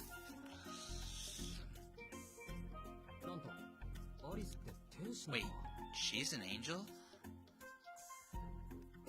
It was an impressive sign of progress that he did not need to ask what an angel was. I bird an angel. The way she above the hustle bustle of the masses. The way she doesn't give me the time of day, absolutely angelic. I tell ya, she's holy and sacred, and she is. But she's also cruel and inhuman. Pretty written for an angel, don't you think? Honestly, sometimes I think Goddess Mom didn't do it. Goddess Mom didn't do the best job raising Angel Mom. Okay, so Alice has a mom. I thought maybe she didn't have any family at all. Oh yeah, she has one, alright? But it's a sob story in it. All the birds in England cried out that day. Her mom was even more smashing than Alice. Got some photos later if you like. For only 6p. How about it, lad? No thanks. I wouldn't want to do that without her permission, Sojiro said earnestly as he tilted his head. The reason for his unease was also due to the fact that he had grown more interested in Alice than before. Despite his detached and passive attitude, he was still a young man like any other after all. Alright, you be lad. You know, you make some sense for a feral human, yeah, right? I shouldn't be blabbing about people's pasts. Maybe that you'd like to hear about her childhood. How about it, lad? I'd love to lay bare some of her deepest, darkest secrets for you. It'd make me feel like a hippo dash. I just said I don't want to. Lighten up, lad. I won't tell Alice about our little rabbit pork. Let me start with the day we first met. Despite her looks, she don't have much. Have so much as a single friend in the world, you see. I was the only one that Mother O'Pearl had talked to. Imagine playing that game where you bounce a ball against the wall by your own son. It was like that. 14 years of memories with her. So let me start with the beginning. I just said... Here we go! Buckle in, because this is gonna get good. The bird was trouble. the word bird brain had taken a whole new meaning to Soichiro. This bird doesn't understand the concept of no! No, I don't want to gossip about your owner. For the love of God, please. Aye, you best be moving along. Aye, you best be getting ready to buckle in, because we be talking about my master. Angel Mom be taking care of me for the past 14 years. She may be only a high schooler, but she still be doing it. The day my goddess mom took care of me, or dropped me off with her. If he were stuck here listening any longer, he had the feeling he might hear something he would not be able to unhear. Sorry, but I really should get going. With a wave of his hand, he attempted to flee the attic above the second floor. No way! Just 1 minute, boy. You're about to miss the best part. Who do you think you are, Scarlett O'Hara? You think you're the most important character in this war? You're not fooling me. That's for sure. What's a saucepan and lid like you getting all Angel Mom's attention? Why, you're all she looks at. I can't stand it. So you'd better tell me your secret. I'm serious, and you never want to see me get serious. What? Halfway up the stairs already, Soichiro quickly retraced his steps. What did you just say? Yeah, whenever Angel Mom had a moment of despair, she starts watching you like a hawk, that's what. And now I remember why I wanted to talk to you. I wanted to make sure you don't go getting any big ideas just because she's looking you over with that burning look in her mince paws. I already saved you more time than you know, Mr. Sonoji. If it wasn't for Miss Alice's orders, you'd be stuck in some old mirror, you know? That's really going on. Is this that crazy rubber and glove that you humans get all Moby Dick over?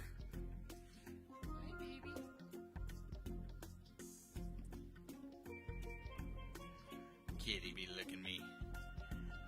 You be liking my pie, my little accent for a birdie.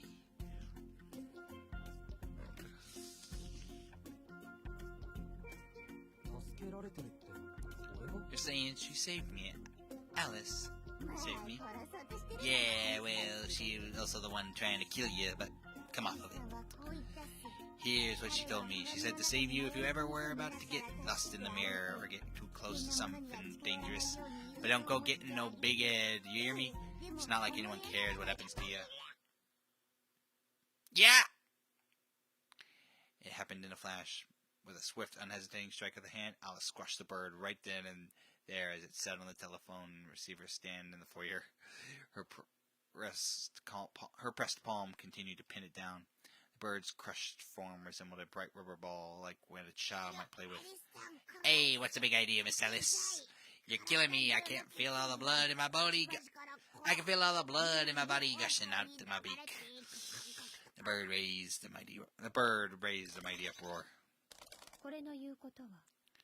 Ignore everything the bird says. Alice returned to the drawing room, taking the bird with her. She is so done with that bird. How much did she hear? That's my biggest question. She's exactly how I felt. I was ready to just shut up. The dark silhouette cloaked in shadow used the complete opposite of the gaudy little bird. Soichiro folded his arms as he stood alone, no less confused than before, and whispered, Things get stranger by the day around here. Up at the night sky, visible through the skylight.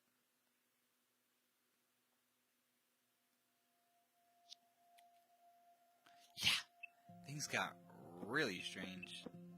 Oh, would you look at that? We hit the bottom shelf. Well, we set the bottom shelf. Are you for real? That's how I feel with this entire story. Are you for real? Why? Alright. Save. Yes, overwrite this data. Alright. Title. Let's take a look at everything. Extra. CG mode.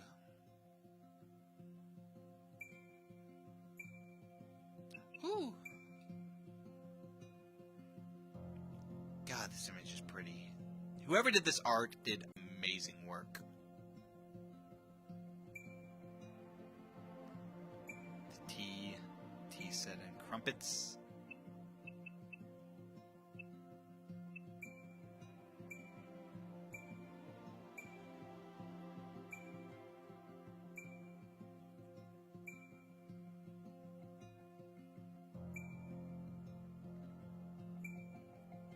This art design is incredible.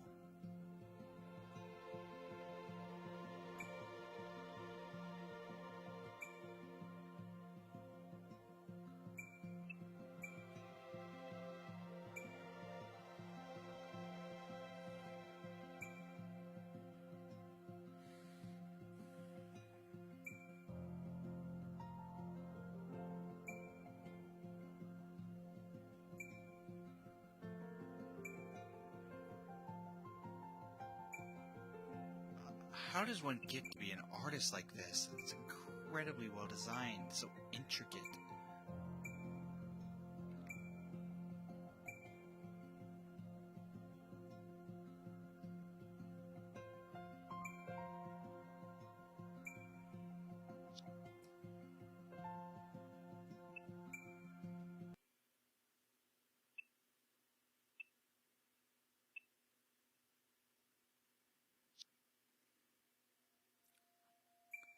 Wait.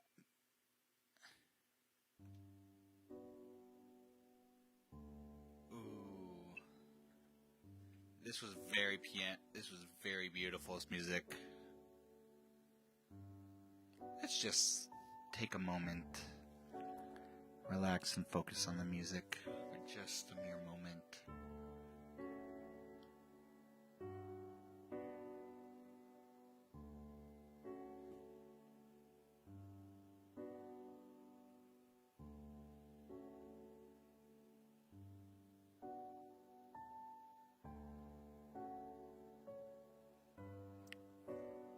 I need to send this song to somebody. This is so wonderful.